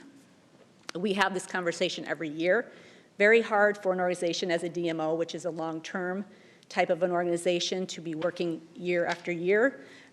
Greg and I have had conversations about this because even a Downtown Partners works on 5-year increments, so annually is hard. I would love to see something where we establish more of a 3-year contract. And I would love to see, again, knowing things are tough right now, but if we could consider like a stair-stepping thing, so maybe since it's, again, not working with the budget, but going above and beyond. So if we hit a goal, maybe it's 50-50 as it was last year, but the next year, if we go surpass that, maybe it's 60-40, 70-30 after that, so that every year, as we are bringing in more dollars from the dollars that are entrusted with us, that we just get a little bit more of those dollars, because again, the more we have, the more we can use to bring in more. Questions? So I think it's great how you're hitting, excuse me, hitting the ground running. Last couple of weeks, we've had a lot of overlap. I thought Bill Geist was great. I thought he gave some intriguing presentations, and it was a pleasure to visit with him. I think the numbers make a lot of sense. I think it's difficult. You go back to your one chart where just the last one, Stacy, it's difficult to understand where Sioux City fits because you're looking at communities that really aren't. Size-wise, I think is not a relevant factor. You look at Iowa City and you look at Ames, they're much different communities than we are. Cedar Rapids is a much bigger community. But all that being said, I think you're going to do a great job. I'm encouraged by your enthusiasm, and I think that your board and certainly the city wants to do what's necessary. I would just encourage you, your Explore Siouxland says Iowa, Nebraska, and South Dakota, you need to get funding from the other jurisdictions. Yes. I don't, we'll continue to visit about where our funding needs to be, but at the same time, we need to make sure that the other communities in our tri-state area are participating as well because they're benefiting just as much. So I think we need to be realistic about where we see your metrics over the next 6 months, 18 months, and beyond. And I think we'll be aggressive, we'll be supportive, but I really want to see you get more communities involved, not just the benefit of what you're doing for them, but that they also have an impact as well. Yes, and I 100% agree, and I do already have an email back and forth between Andrew and Jeff Dooley. We're setting something up for a couple weeks from now, but I'm already working on scheduling those conversations. Very good. Agreed. Thanks, Stacy. Yes. Any other? Thank you. Thank you. Thank you. All right, where are we at here? Move to council concerns. Mr. Bertrand. Oh, briefly, nothing crazy. Next week, Mike, looking for that Healing appraisal on that street. Yep. So schedule that in. Yep. I know Rex is going to give us an update. I know he met with the judges. Their task force did. I'm looking forward to how that went with the judges. And then permits and stuff, Daryl, we'll catch up next week. Looks like everything's going there. And then I know that, what else? I had a couple of things real quick.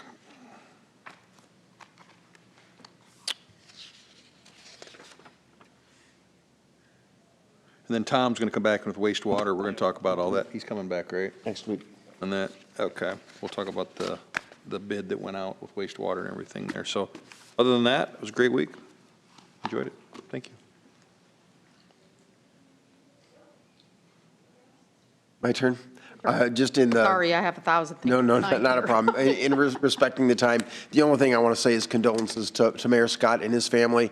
I hope he knows that certainly our hearts and prayers are with him and his family, and we wish him the best and hope that if there's anything that we can do, as I've shared with him over the last couple of days, if there's anything that we can do for him or his family, we're there for him. Ike. Yeah, absolutely. I just have a couple things here. I first want to congratulate SHIP and Hope Street as they celebrate their 100th successful resident transitioning from homelessness. I think that that's important that we recognize that. Also, I want to recognize the Sioux City Arts Center for hosting the 37th Annual Youth Art Month exhibition. I drove by and kind of poked my head in. It's so wonderful to see our young folks being celebrated for their creativity and their hard work. And so we just want to recognize them, but because this does strengthen the arts education and give our young people a meaningful way to express themselves. And so I encourage, because this is going to continue throughout the month, I encourage the community to attend and support those talented students. Also want to recognize the NAACP Sioux City branch. They had an event bringing Coretta Scott King to Siouxland. It was a phenomenal event, great representation, and a lot of people showed up, and so I just want to give them kudos. And with that, I just want to read this. Progress doesn't happen by accident. It happens because people choose to remember, to honor, and to act. As we round out this February, we recognize Black History Month here in Sioux City. I want to take a moment to reflect on the legacy of courage, resilience, and leadership that continues to shape our community and our nation. Black history is not separate from American history. It is woven into the very fabric of who we are and who we are still becoming. Even when recognition is quiet or absent, the importance of remembering does not diminish. Honoring the stories, struggles, and achievements of those who came before us helps guide the decisions we make today and the future we are building together. I'm especially grateful for voices in our community who continue to uplift the work with heart and purpose, including I had a dear friend who reminded me of the progress that Iowa has made, being the first in so many situations. And so, the commitment to honoring history and strengthening community is deeply meaningful and inspiring. And so I challenge us that we may continue to learn, we continue to acknowledge, we continue to choose progress together. And so in celebration of Black History Month in Sioux City, community matters and history matters as well. Thank you. Thank you. I don't have anything to add today. I move to adjourn. Second. Shaner. Aye. Berenstein. Aye. Bertrand. Aye. Rayford. Aye. Thanks for everybody's patience. Good meeting today. Thank you.